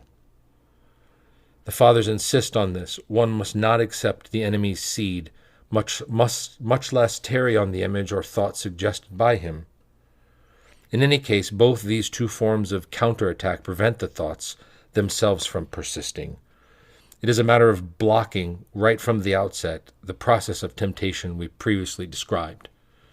St. Hezekias the priest writes, quote, if our intellect, our nous, is experienced, well-trained, and used to guarding itself and to examining clearly and openly the seductive fantasies and deceits of the demons, it will instantly quench the fiery darts of the devil. It will not allow the impassioned fantasy to consort with it or allow our thoughts passionately to conform themselves to the fantasy or to become intimate with it or be distracted by it or give assent to it.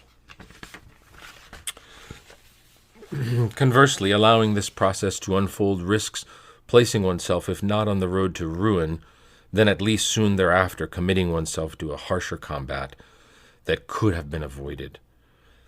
Thus St. Cyril of Jerusalem advises, do not accept the seed. Before it blossoms, tear out evil all the way to the root, lest your initial nonchalance prove later only to give you much cause to think of axes and fire. Matthew 3:10.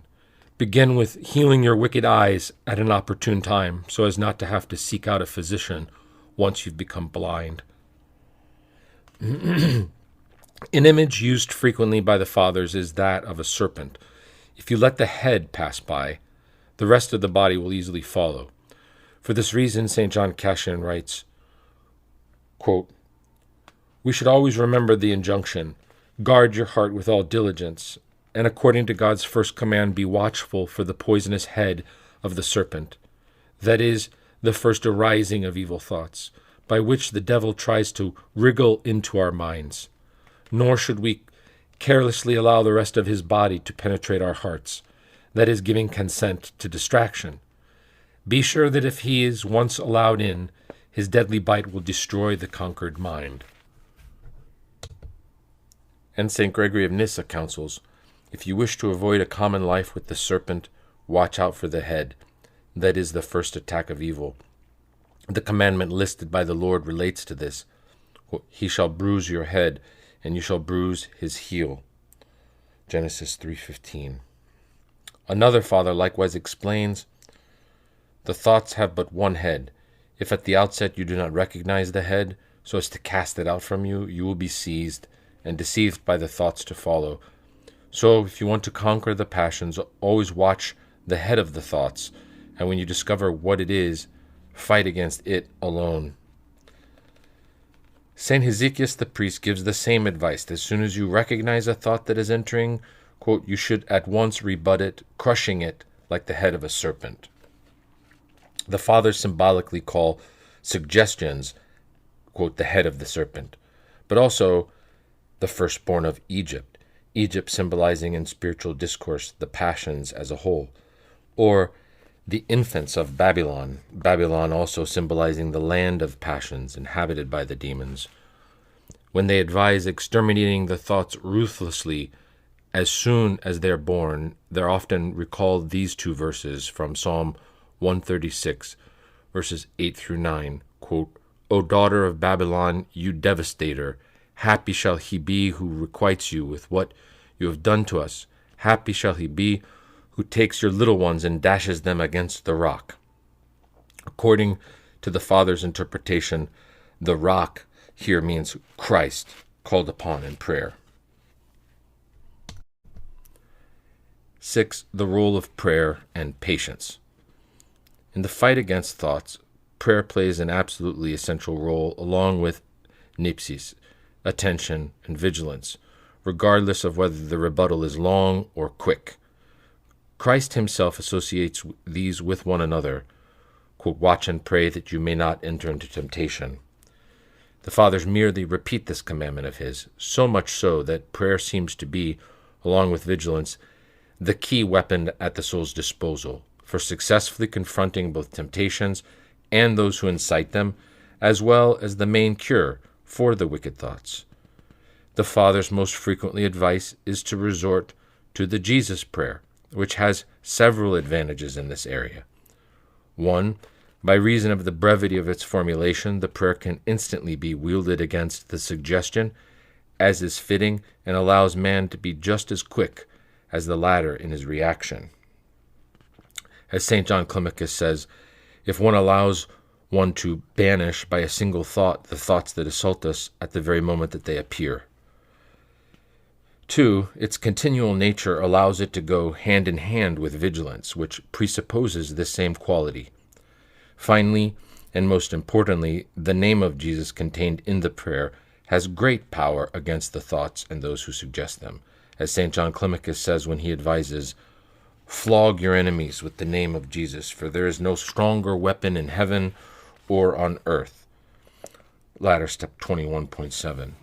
For this reason, St. Hezekiah the priest recommends, quote, "Whenever we are filled with evil thoughts, we should throw the invocation of our Lord Jesus Christ into their midst. Then, as experience has taught us, we shall see them instantly dispersed like smoke in the air."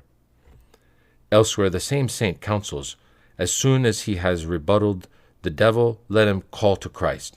Then he will see the devil broken and routed by the venerable name of Jesus, will see him and his dissimulation scattered like dust or smoke before the wind.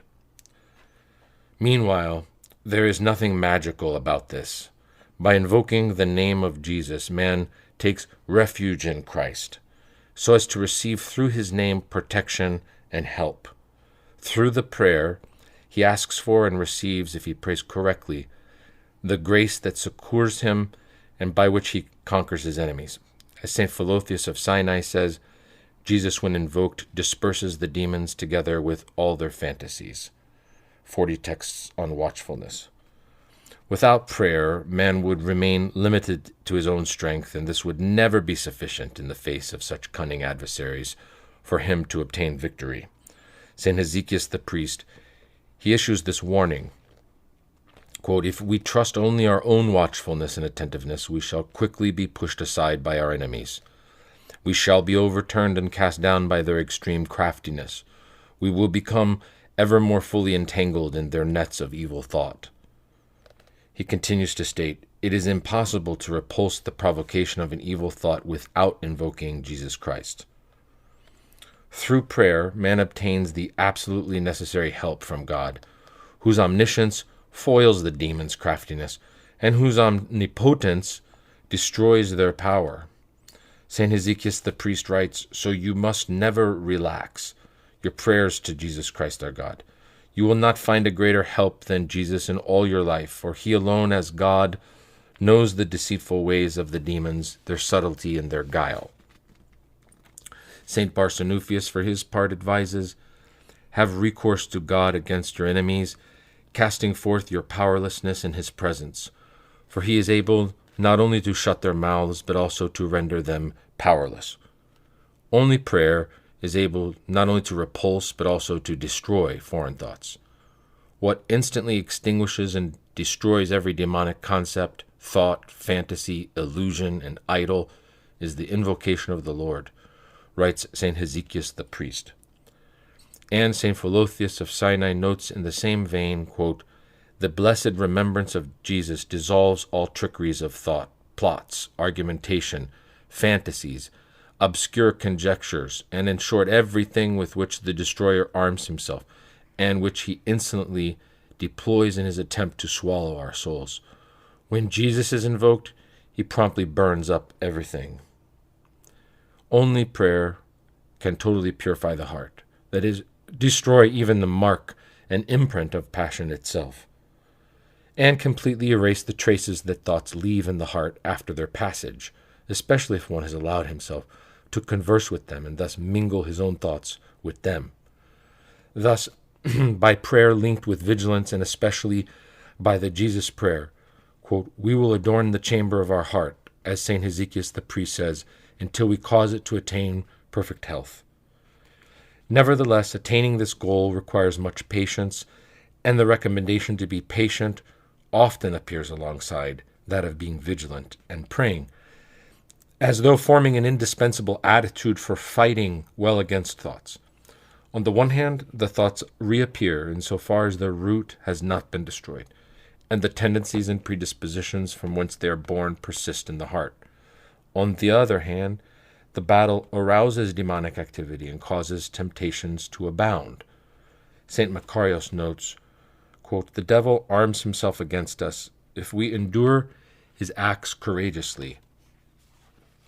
The fight against thoughts is thus a long-term task, and obtaining a total victory over some thoughts demands sometimes several decades of intense combat, which are inevitably accompanied by suffering. During all this time, despondency permanently lies in wait for the fighter. Here, patience, along with prayer, forms a remedy offered to man, as St. Ammonos of the Desert stresses. Endure temptations until you overcome them. The cure for enduring temptations is not to grow despondent, and to pray to God by giving thanks to Him from your whole heart, and by having patience in all things they will thus depart from you. With prayer, patience seems to be a sure means of obtaining victory. St. Mark the Ascetic advises escape from temptation through patience and prayer. This accords with what the Holy Apostle James writes. James 1:12, "Blessed is the man who endures trial, for when he has stood the test, he will receive the crown of life which God has promised to those who love him." This is also one of the meanings behind this promise of Christ's, "He who endures to the end will be saved." Matthew 10:22. Man must pray in order to be patient, just as he must pray in order to be vigilant. If vigilance presupposes effort on man's part, it must be exercised in synergy with God's grace in order to have an effect. This is why the Fathers, even while exhorting man to be vigilant, remind him that vigilance is a charisma, and all the more so when it is more perfect. Especially through prayer, and above all the Jesus prayer, man is able to receive this grace. St. Hezekiah the priest writes, quote, "Watchfulness and the Jesus prayer mutually reinforce one another," from On Watchfulness and Holiness, chapter 94. And if you really wish to watch over your heart without hindrance, let the Jesus prayer cleave to your breath. If vigilance is the fruit of prayer, nonetheless, certain spiritual dispositions contribute to its development and must in any case accompany it. In order for the work of the heart to be accomplished as it ought, prayer and these dispositions must form an inseparable whole. Fasting, silence, Hezekiah, solitude, the remembrance of death, and above all, mourning and humility. Mourning and compunction especially encourage vigilance, insofar as they continually furnish man with a conscience pricked by his sins and the passions that dwell within him. One father says, quote, "Blessed is the man who always has his sins before his eyes, for such a man is always vigilant." And Abbot Isaiah writes, "Mourning is perfect watchfulness. Wherever mourning is absent, there can be no vigilance." 7. Therapeutic effects. Attention, vigilance, and what accompanies them appear to be the prerequisites for all spiritual progress and of primary importance in man's spiritual healing. As St. Philotheus of Sinai says, they are saving medicines of the soul. At the same time, these attitudes are constitutive of man's spiritual health. St. Isaac the Syrian writes, "The wealth and health of the soul are formed by vigilance and attention." Ascetical Homily 38. Through these attitudes and what accompanies them, the mind regains its proper state and returns to its normal order and natural activity. Vigilance, in particular, as St. Philotheus of Sinai says, the place of the intellect, the place of the nous. Vladimir Lossky summarizes this patristic teaching well when he states, quote, "The human spirit in its normal condition is vigilant. This is the sobriety, the attention of the heart. the faculty of discernment, and of the judgment in spiritual matters, which are characteristic of human nature in its state of wholeness, from his mystical theology of the Eastern Church. To say that the mind regains its proper order and returns to its normal functioning means notably that it ceases to be enthralled, despite itself, by images and thoughts. It ceases to be held captive by them and constantly distracted, dispersed, divided, and finally rendered insane by them, and through them by the demons. See Ascetical Homily 36. Vigilance gives back to man perfect mastery over his thoughts, since henceforth none of them escape his notice. Rather, he submits each one to discernment, accepting or rejecting in accordance to its nature. St. John Cassian writes on this topic, quote from his Conferences, "The image of this perfect mind is very beautifully designated by the centurion in the Gospel. His virtue and steadfastness did not let him be led astray by the thoughts that assailed him, but in accordance with his judgment he admitted the good ones and drove away the opposing ones without any difficulty. Quote, I also am a man under authority, having soldiers under me, and I say to one, go, and he goes, and to another, come, and he comes, and to my slave, do this, and he does it." Matthew 8:9. If we also, struggling manfully against disturbances and vices, are able to subject them to our authority and discretion, and warring in our flesh, can extinguish our passions, subjugate the unstable cohort of our thoughts to the rule of reason, as a reward for such triumphs we shall be promoted to the rank of this spiritual centurion. Thus, raised to the height of this dignity, we also shall have this power and strength of command, so that we may not be led astray by thoughts that we do not want, but may be able to remain in and cling to those by which we are spiritually delighted, commanding evil suggestions to go, and they will go, but telling the good one to come, and they will come. End of quote. Conference 7.5. To continue, it is not only conscious thoughts that man is successfully in subjecting to his judgment and will, but also thoughts of which he was previously unaware. The sustained practice of vigilance allows man to access the hidden depths of his soul and to raise to the surface of his awareness his spiritual subconscious. We know of this observation of Evagrius, taken up by St. Maximus, quote, many passions are hidden in our souls. They can be brought to light only when the objects that rouse them are present. Vigilance and prayer enable man to drive out temptations, to be purified of them, and henceforth to keep himself from them. Thus St. Isaac writes that the ascesis of the mind, that is the work of the heart, guards us against secret passions, lest we encounter any of them in the hidden country, the spiritual land. Ascetical Homily 17. Indeed, through the constant practice of vigilance and prayer, the mind is purified, made keener and sharper. It perceives the slightest thought and becomes capable of determining its exact origin and nature. As we've noticed, whoever fights against thoughts will see them multiply. Thoughts he has never before observed will appear to him. His soul, which up until now was like a lake, the surface of which, seeming to be calm and clear water, is moved and troubled by the blows of vigilance and prayer, showing forth its nauseating and disturbing contents, and allowing that detritus and decay concealed in its depths to rise to the surface.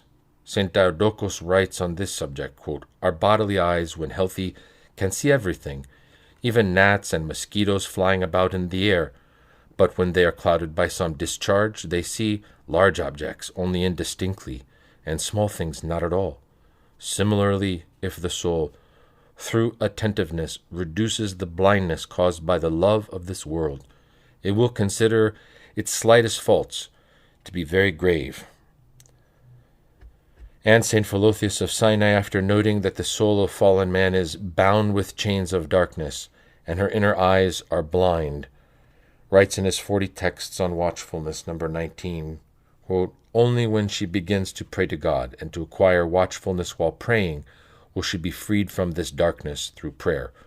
Otherwise she will remain a prisoner. For through prayer the soul discovers that there is in the heart another fight and another hidden type of opposition, and a different kind of warfare against the thoughts provoked by the evil spirits." End quote. He writes further, quote, "Watchfulness cleanses the conscience and makes it lucid. Thus cleansed, it immediately shines out like a light that has been uncovered, banishing much darkness. Once this darkness has been banished through constant and genuine watchfulness, the conscience then reveals things hidden to us." Being aware of and mastering all one's thoughts contributes to achieving what is the main result of the constant practice of vigilance and the prayer that accompanies it. To wit, man succeeds by God's grace more and more in refraining from sins in thought and in deed. He is gradually purified of his past sins, delivered from all his wicked thoughts, released from all his evil behaviors and predispositions, whether conscious or unconscious, in short, freed from every evil that was in him. This is why St. Barsanuphius recommends, quote, "Be vigilant so as to exterminate with vigor the 8 foreign nations," i.e., the 8 main passions, and thereby all those that proceed from them. Calling to mind attention, St. Gregory Palamas writes similarly, quote, "Set this guard, therefore, over your soul and body, for thereby you will readily free yourself from the evil passions of body and soul."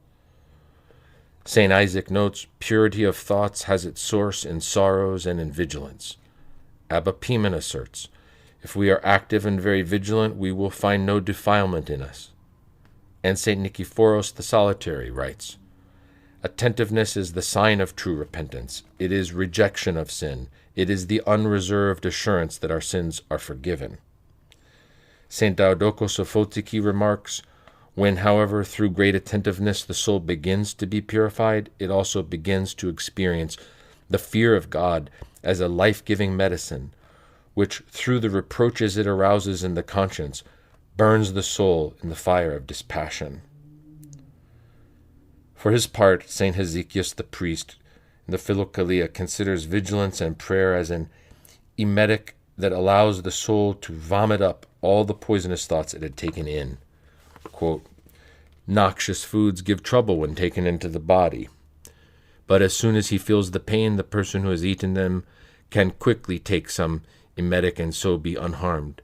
Similarly, once the nous that has imbibed evil thoughts senses their bitterness, it can easily expel them and get rid of them completely by means of the Jesus prayer uttered from the depths of the heart. This lesson and the experience corresponding to it have, by God's grace, conveyed understanding to those who practice watchfulness." End of quote from On Watchfulness and Holiness 188. To continue, Dr. Larcher writes, "In fact, freedom from wicked thoughts and the passions is achieved gradually. If man makes every effort with patience, steadfastness, obedience, and in a continual and systematic manner to reject the thoughts from the moment of their appearance, he will reduce their number and strength bit by bit, and slowly will weaken the passions from which they proceed, or which come forth from them, since these passions no longer find in him any energy that would allow them to subsist. An elder says, 'If you speak with and take pleasure in wicked thoughts, they will always take root in your heart. They will grow and will not depart from your heart. On the contrary, if you do not converse with them, and instead of delighting in them, you hate them, they'll perish and leave your heart.' This practice thus allows one not only to reject thoughts, but also to eliminate them. It also enables one to destroy the passions themselves all the way to their original source, and including all the traces they may have left in the soul." St. Hezekias the priest therefore writes, quote, "If we preserve as we should that purity of heart, or watch and guard of the nous, will uproot all passions and evils from our hearts." For this reason he defines vigilance as, quote, "a spiritual method which, if sedulously practiced over a long period, completely frees us with God's help from impassioned thoughts, impassioned words, and evil actions. It is, in the true sense, purity of heart." Freeing man from his passions, vigilance in conjunction with prayer contributes to the establishment of the virtues in their stead. St. Nicephorus the Solitary says, quote, attentiveness is rejection of sin and recovery of virtue. And St. Hesychius the priest teaches, watchfulness is a way embracing every virtue, every commandment. On Watchfulness and Holiness, number 3. This therapeutic function of vigilance, which frees man from his spiritual illness constituted by the passions, in order to establish within him the health of the virtues, is only the first aspect of watchfulness. Once health has been acquired, it is up to man to preserve it, and vigilance and attention help in this regard as well. This preventative function could not be expressed more clearly than by the designations guarding of the heart and guarding of the nous. These are basically synonymous, but the Fathers prefer to use them when they are making a point of underlying this connotation. In the certain case, vigilance accompanied by prayer, which, let us recall, is inseparable from the former, is always preventative in character. In the case of the man who is fighting against the passions, it aims at avoiding any thought that could nourish the passions. In the case of the man who has been freed from them, its goal is to avoid any thought that might reintroduce them into his heart. Yet, in the first case, the preventative care is one of the components of therapy, whereas in the second case it serves essentially to avoid any relapse and preserve what has been acquired, the soul's health. St. Barsanuphius stresses this explicitly. Quote, let us remain in prayer so as not to fall back into the same passions, nor into others. If someone, while eating some food, damages his stomach, liver, or intestines, when he has been healed by the physician's art and care, will not be careless regarding Part 4, implementation of therapy himself, lest something worse befall him, remembering his past danger in accordance with what the Lord said to the man healed by him, see, you are well, sin no more, that nothing worse befall you. John 5:14. St. Dorotheus of Gaza notes the same, albeit on a more general level. Concerning the body, quote, if one lives disorderly, without watching one's health, either an overabundance or a deficiency of humors arises, and thereupon follows a disequilibrium. Regarding the soul, the same is true. If man is lacking in vigilance and does not take care for himself, he easily drifts off route, either to the right or the left, and provokes this illness which is sin. And St. Isaac the Syrian writes quite succinctly, the soul's wealth and health are made of vigilant sobriety and attention. As long as man lives, he needs vigilant sobriety, attention, and watchfulness for guarding his treasure. But if he disregards these conditions, he falls ill and his treasure is stolen. We have said this before. Man cannot escape temptation and cannot avoid the demons suggesting thoughts to him. But once man has acquired the power to guard himself through vigilance and prayer, he becomes capable of being totally indifferent to whatever the demons suggest to him and of countering them with utter contempt, without being in the least affected or disturbed by their proposals or relinquishing his place, like the psalmist, I was dumb and opened not my mouth, Psalm 38:10. When man has gained a definitive victory over his adversaries by God's grace after waging a lengthy battle, he comes to know profound peace. Not just his mind, but also his inner faculties. They remain quiet. This inner peace, following simultaneously through the practice of vigilance, from the mastery of thoughts, the elimination of the passions, the victory over the demons, the quieting of the faculties, and the silence of thoughts resulting from all this, corresponds to one of the primary meanings of the word Hezekiah, encountered so often in ascetical writings. The Fathers consider Hezekiah to be such a characteristic result of vigilance that they hold the fulfillment of the latter to be synonymous with the former. In this chapter, we've essentially viewed vigilance as a means to fighting impassioned thoughts and purifying the heart of them. We shall see when the time comes that vigilance also has as its function the avoiding of even indifferent or good representations, images, or thoughts. This is a condition, completing the preceding one, complementing the preceding one, of pure prayer and contemplation. This second function is properly called guarding of the mind, whereas the first, strictly speaking, is called guarding of the heart.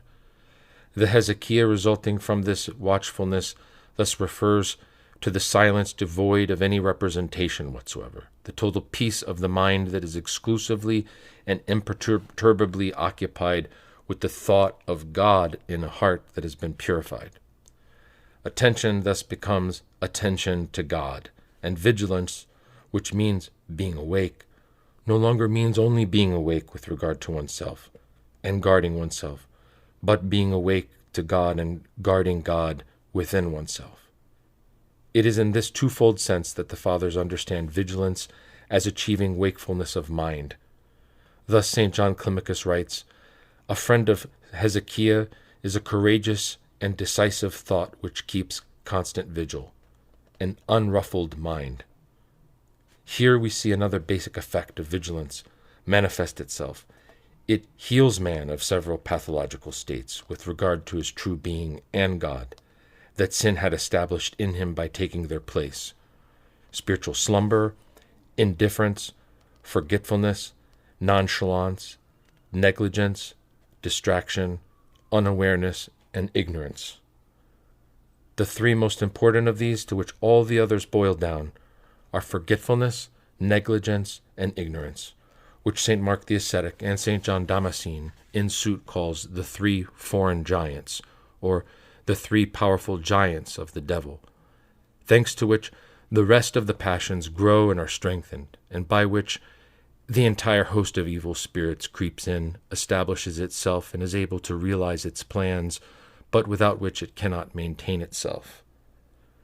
We thus see the fundamental place that vigilance and its companions hold in man's spiritual healing and his return to health. Chapter 6. Adjuvant Therapy, Bodily Asceticism. We have seen that in a large sense, the notion of asceticism may be likened to that of praxis, which signifies the twofold movement by which man is purified of the passions and acquires the virtues. However, since man must first of all confront the so-called bodily passions, and since he encounters in his spiritual life obstacles due to certain bodily states, asceticism is often understood more specifically as a collection of practices or exercises directly involving the body. One thus speaks generally of bodily asceticism, distinguishing it from inner asceticism, sometimes called asceticism of the heart, which it proceeds logically, but not chronologically.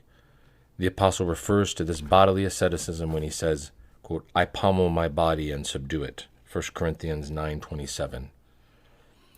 At the head of these constituent practices, we must mention fasting, vigils, exhausting labors, and metanias, prostrations. Yet all the pains to which man submits voluntarily, as well as those which he takes on when they arise without his seeking them, that is, illnesses, afflictions, and the various tribulations we must all undergo throughout our earthly life, may also be included here. Thus the apostle writes, quote, "But as servants of God we commend ourselves in every way, through great endurance, in afflictions, hardships, calamities, beatings, imprisonments, tumults, labors, watching, and hunger." 2 Corinthians 6:4-5. And again, "I was in toil and hardship, through many a sleepless night, in hunger and thirst, often without food, in cold and exposure." 2 Corinthians 11:27. These ascetical practices are not an end in themselves, and the greater or lesser suffering accompanying them is most often not linked in any way to a desire for self-punishment, expiation, or satisfaction. Certainly, they consist in weakening the body and taking on its sufferings, but this is done with the aim of submitting the body to the soul, the reason, and the nous. These practices also have the aim of purifying the body, of mortifying the passions linked to it, but also via the body of purifying the soul. Finally, the aim is to abolish some of the body's states that can present an obstacle to some of the soul's functions and get in the way of the spiritual life. In any case, bodily asceticism serves inner asceticism. It acts in some way as an adjuvant therapy. Likewise, the Fathers consider the pains engendered by this asceticism as healing cures. Thus St. Elias the priest writes, quote, "If you are concerned for your soul's health, do not despair of your sickness as though it were incurable, but apply to it the potent medicine of ascetic effort, and you will get rid of it." The Fathers also hold as remedies the sorrows that come upon man from without, involuntarily, and which he takes on in the same way as the aforementioned. If God does not always will them, since they are often manifestations of evil, nonetheless he wills that when they should occur, man should turn them to his spiritual profit. Thus St. Isaac the Syrian speaks of these trials as the multitude of cures that the physician sends for the health of the inner man. Ascetical Homily 8. And addressing God, he says, "Thou hast willed that I derive good from my trials, and that my soul be kept sound before thee." St. Maximus, for his part, calls to mind voluntary and involuntary sufferings, stressing that the latter are sent by God to each person in the form most appropriate for his healing. Quote, "Just as the physicians who care for the body do not give to all a single self-same cure, so too does God, who heals the infirmities of the soul, not provide a treatment that fits every illness, but when he gives to each soul what is necessary for it, he accomplishes its healing. Therefore let us who are thus cared for give thanks, even if what befalls us is trying." And St. Mark the Ascetic notes, quote, "When a sinful soul does not accept the afflictions that come to it, the angels say, 'We would have healed Babylon, but she was not healed.'" Jeremiah 51:9.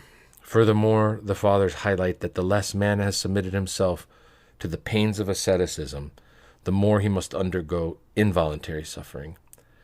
This is not some kind of chastisement for his negligence, but rather a providential gift from God in order to permit man to receive the spiritual good things that would otherwise remain inaccessible to him.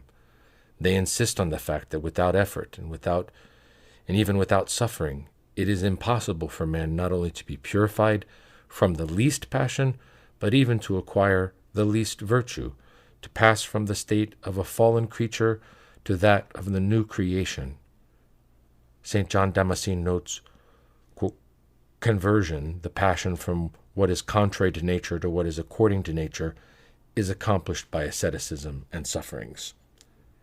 St. Isaac the Syrian repeats this many times. Quote, "The commandments of God are fulfilled in afflictions and torments, and the cause of virtue is the narrow path of affliction." Again, Ascetical Homily 27. The virtues are linked to afflictions. Whoever withdraws from afflictions inevitably withdraws from virtue. If you desire virtue, accept to be bruised. End of quote.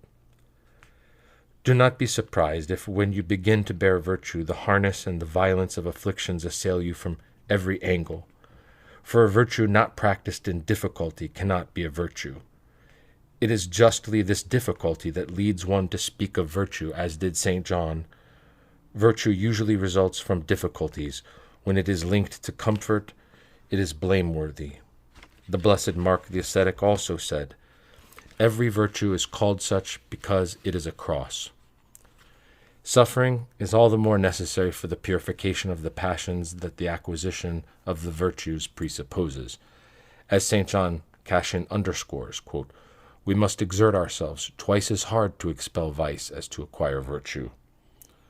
Man's task here is to break the links that tie him so strongly to this world, and to renounce the tendencies constitutive of his fallen nature, and which for him are like a second nature, all the more so since they have been embedded themselves and been fortified through habit. St. John Climacus recalls that man here is in a situation like someone gravely ill, unable to obtain any immediate improvement for his condition. From step 26.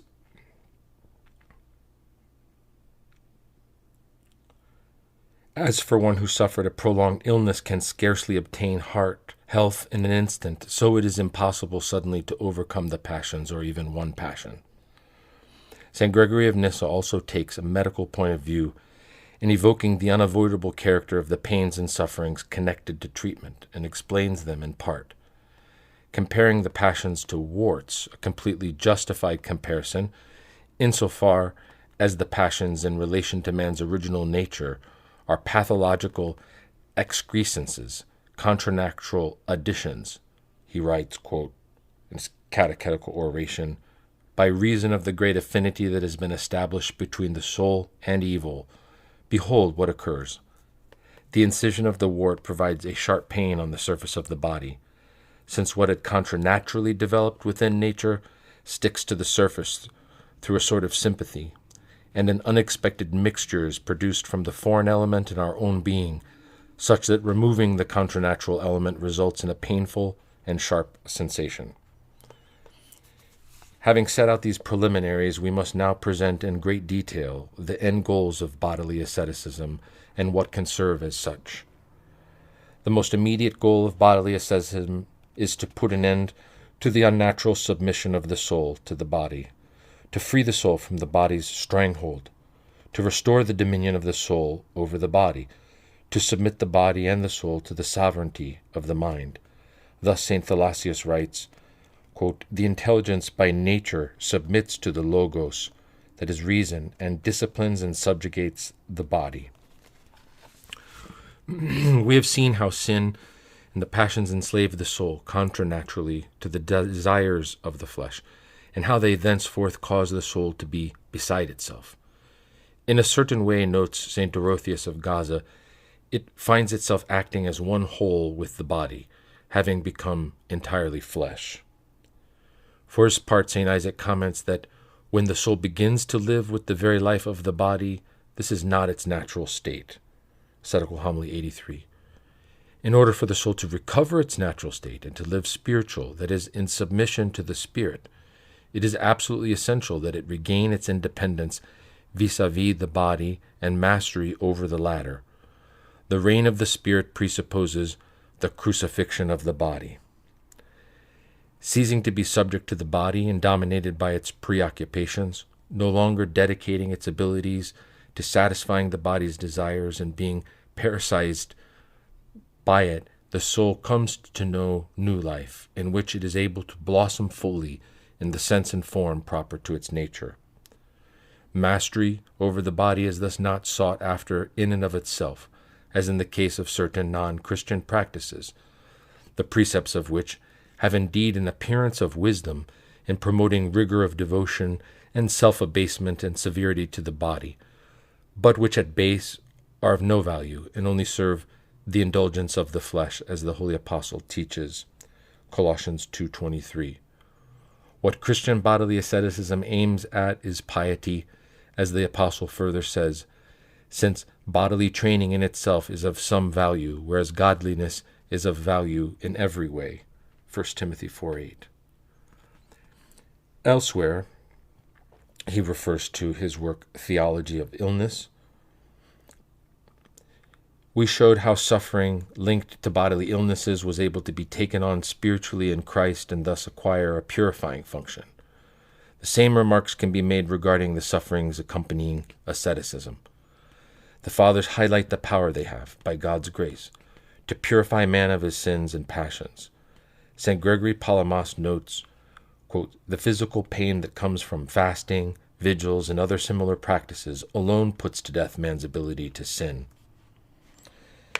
And St. Stathatos, quote, we are purged of the stains of sin, either through embracing ascetic labor willingly or through afflictions that come unsought. This teaching conforms to the counsel of the Apostle Peter, quote, since therefore Christ suffered in the flesh, arm yourselves with the same thought, for whoever has suffered in the flesh has ceased from sin. 1 Peter 4:1. Regarding the bodily passions, that is, those passions directly connected with the body, such as gluttony and lust, it must be stressed that bodily asceticism is indispensable for reducing them. St. John Cassian recalls, gluttony and fornication require external matter in order to be consummated, and thus they operate through bodily action, while the passions that have arisen at the prompting of the soul alone have need of the medicine of a simple heart, bodily passions are only remedied by a twofold cure. The mind's attentiveness is not enough of itself to check their urgings, as it sometimes does in the case of anger or sadness and other passions, which it can expel by mental effort alone and without chastising the flesh. Bodily discipline must come to its assistance, and this is accompanied by fasting, vigils, and works of penance, prostrations, and to these is added living in a remote place that cannot be overcome except by the toil of both body and soul. Bodily asceticism here appears to be the necessary companion to temperance, which it also helps to establish within the soul. Even though bodily asceticism is applicable essentially to bodily passions, it nonetheless plays a significant role in the fight against the passions of the soul. Certainly this may appear strange, and accordingly, the fathers, before giving their teaching on this point, generally acknowledge that this fact raises questions. St. Dorotheus of Gaza thus writes, quote, "What influence can bodily toil have on the disposition of the soul?"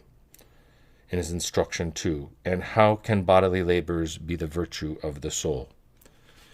The response to this question is found in the connection uniting body and soul in the conditions of the earthly existence of the human composite.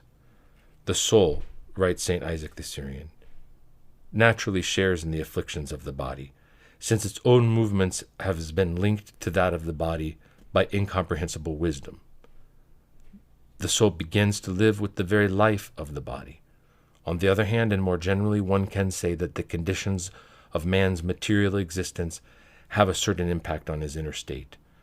St. Dorotheus of Gaza observes, quote, "The dispositions of the soul are not the same with the man who is well as with the sick man, with him who hungers and him who is sated.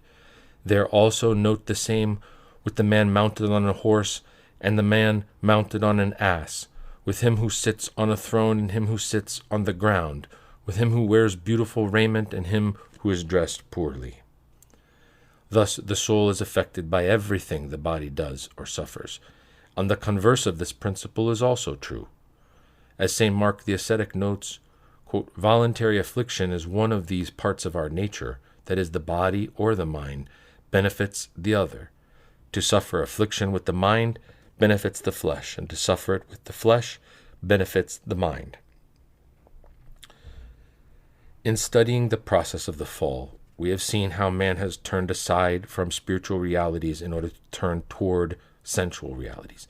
He gives in by means of the senses to the lure of pleasure, experiencing from that moment on an unreasonable love for his body and striving to satisfy its cravings, falling, in other words, into self-love, the mother of all passions.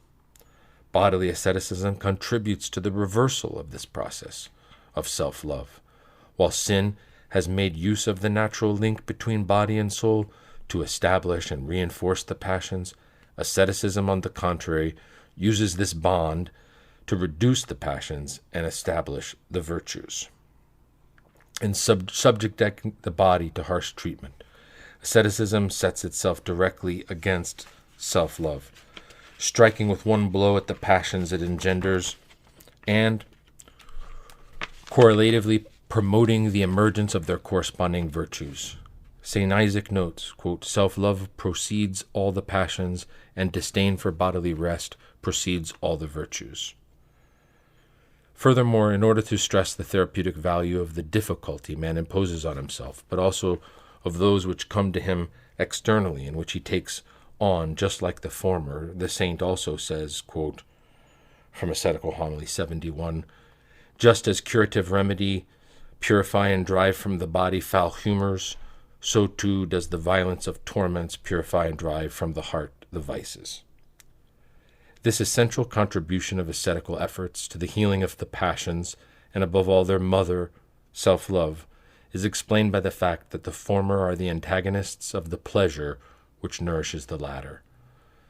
Thus St. Thalassios writes, "Assiduous struggle will slowly root out self-indulgence, and again hardship and distress, whether of our own choosing or providential, destroy sensual pleasure. St. Isaac, for his part, writes, quote, affliction kills the pleasure of the passions, whereas comfort nourishes and increases this. And St. Nicetas Stathatos advises, if you have enslaved yourself to bodily pleasure and indulgence to the point of repletion, you will need a corresponding measure of ascetic labor and hardship. Thus, one form of repletion will counter another. Pain will counter pleasure. Bodily labor will counter bodily ease. Thus, man progressively becomes insensitive to carnal desires through ascesies. St. Maximus, who, as we have seen, ascribes a fundamental role in the process of man's fall to the quest for pleasure and the avoidance of pain, sees in the voluntary sufferings of asceticism, as well as the involuntary sufferings taken on in like fashion, a special means for man to return to his original state. He thus writes, deceived in the beginning by the illusion of pleasure, we preferred death to true life. We have thus come to know with gratitude the bodily suffering that destroys pleasure. Thus, with the death of pleasure, which causes to disappear with itself the death that had been occasioned by the latter, we regain life in coming back to ourselves. Although all the passions derive from the quest for pleasure and the avoidance of pain, the taking on of sufferings allows us to eliminate the passions and acquire the virtues. Quote, if the strength of sin customarily increases when the flesh is well treated, it is obvious that the strength of virtue naturally and rightly increases when the flesh is poorly treated. And to fight amidst sufferings is the combat of virtue, the prize of victory being passionlessness of soul in those who patiently endure. Asceticism especially reduces the passions connected to the passionate part of the soul, constituted, let us recall, by the irascible and desirative powers, whose link with the body is the most direct. For this reason, Evagrius teaches that labor, fasting, vigils restore health to the passionate part of the soul. Practicos 49. St. Maximus likewise considers such practices as remedies. For his part, St. Hezekias the priest, in Watchfulness and Holiness 112, writes, quote, bodily discipline and ascetic practice, such as fasting and self-control, sleeping on the ground, standing, vigils, and the rest, which are related to the body, stop that aspect of the body which is vulnerable to passion from committing sinful acts. These things train the outer self and are guard against the workings of passion. End of quote. The passions of the desirative part are the ones most susceptible to being contained and reduced by bodily asceticism. Quote, certain things stop the movement of the passions and do not allow them to grow. Others subdue them and make them diminish. For instance, where desire is concerned, fasting, labor, and vigils do not allow it to grow, writes St. Maximus. And Evagrius, hunger, toil, and solitude are the means of extinguishing the flames of desire. This effect of asceticism over the desirative power is correlative with its power to reduce man's attraction to sensual pleasure.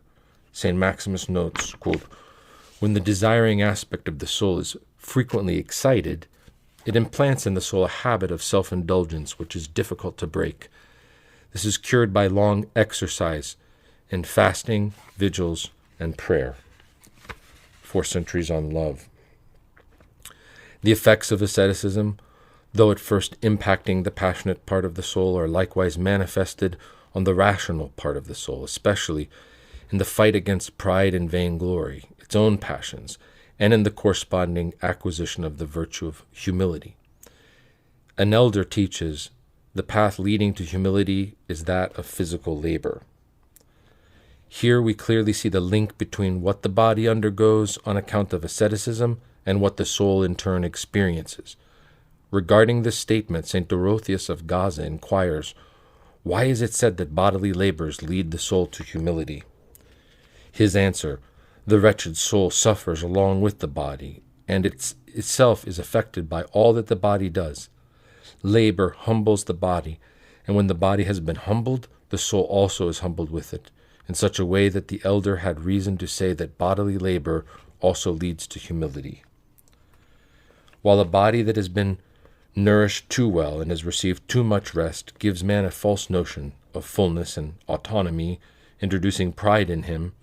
Asceticism weakens man's body and thus causes him to sense his real fragility, the weakness of his present nature, the ephemeral character of his bodily and earthly existence, the relativity of his being. This labor thus leads him to humility. As St. Isaac observes, quote, "The more sufferings increase, the more sufficiency diminishes." At the same time and by the same reason, bodily asceticism leads the soul to an attitude of compunction. That painful feeling man has for his sinful state, his spiritual weakness, and the distance separating him from God. Moreover, these ascetical efforts have the effect of reducing the number, movement, and strength of passionate thoughts that come to the mind, contributing to the establishment of calm within it. For as St. Isaac notes, the thoughts cannot ramble on to themselves when the body is afflicted.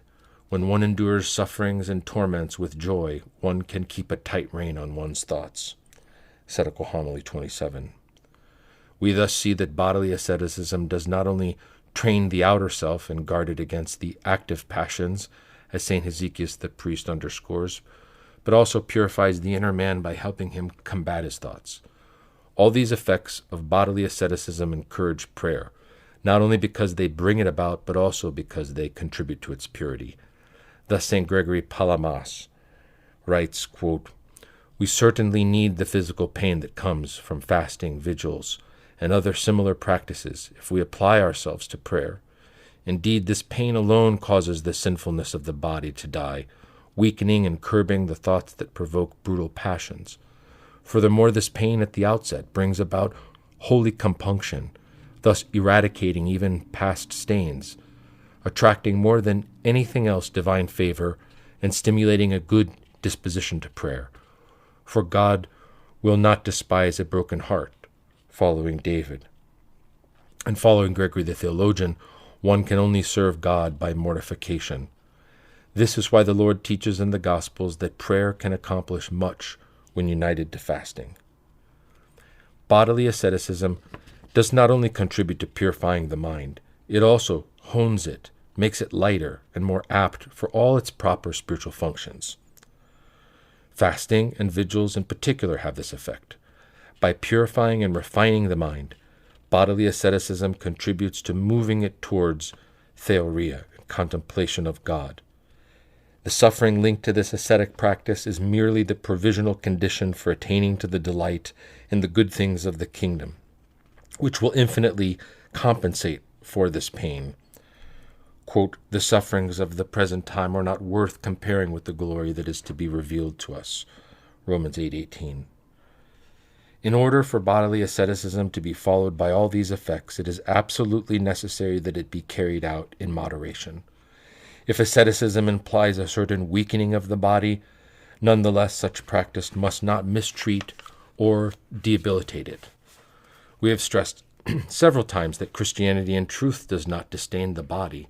Rather, it calls for respecting the body, inasmuch as it is fully a part of the human composite created by God, good by nature in its wholeness, and also inasmuch as it is destined along with the soul to be resurrected and to know deification.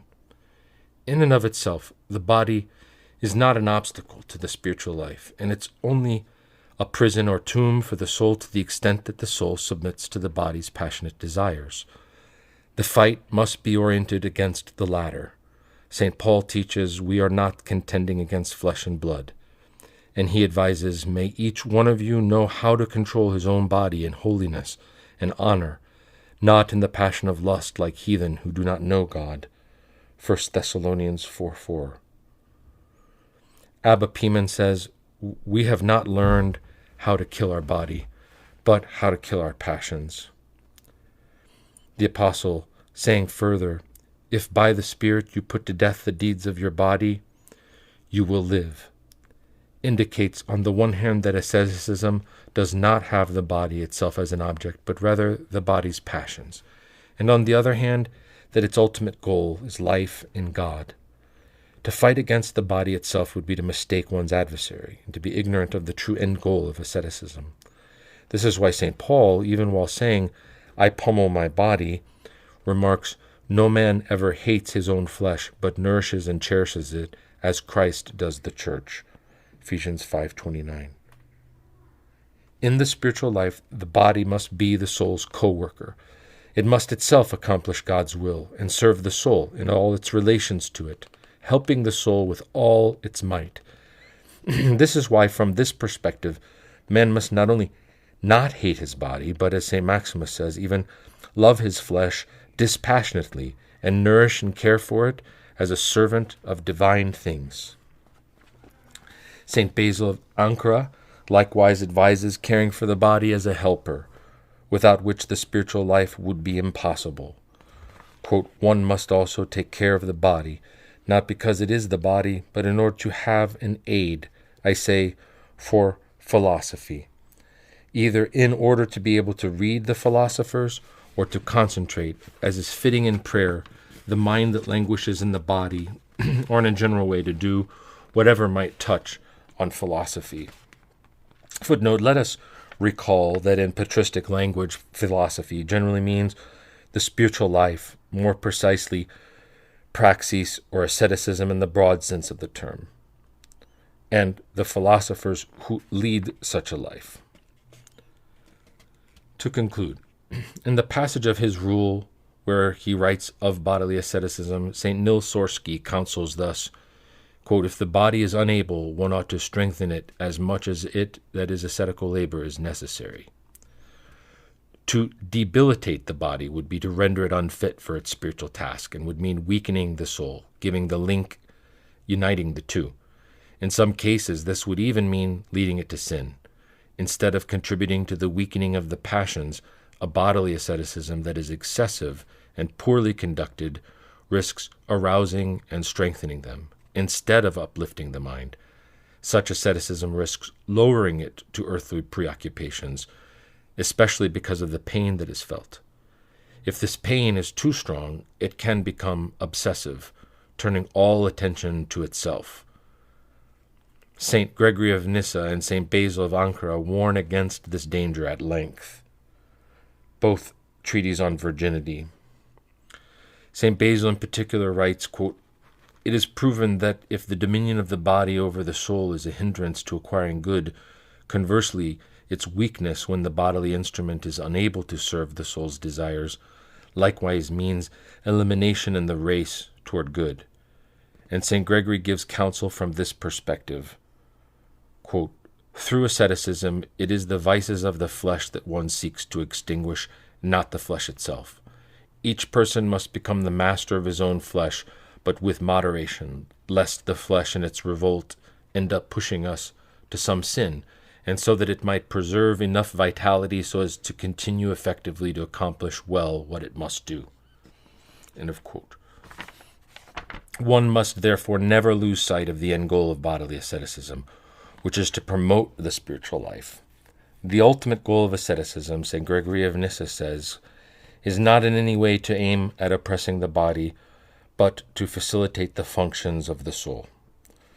On the basis of this principle, the practical rule of ascetic labor must be, as St. Gregory of Nyssa points out, quote, to keep oneself both from a lack of moderation on either side, by keeping watch, that the prosperity of the flesh not bury the nous, and conversely, that its excessive exhaustion not render it feeble, earth to earth, occupied with bodily sufferings. It would also be good to recall the wise prescription forbidding any swerving to the right or to the left. The task here is to see to it that he who gathers much has nothing over, and he who gathers little has no lack. 2 Corinthians 8:15. But cutting out what exceeds moderation in both directions, one will take care to add what is lacking, and with equal zeal will keep from whatever renders the body of no use in either case, neither pressing the body into lack of discipline and control through excessive well-being, nor rendering it sickly, relaxed, and lacking vigor for the service it must perform through excessive exhaustion. St. Basil of Ancra makes the same recommendations, writing, quote, On this mount, that is the body, to which a natural bond unites us, we must continue the race of virtue by avoiding both relaxing the reins too much as well as holding them too tightly. For this reason, it is also fitting to examine carefully the state of our body. This examination and the definition of the just measure of bodily asceticism fall under the purview of the virtue of prudence, or spiritual discernment, which we have already discussed. End of Volume 2.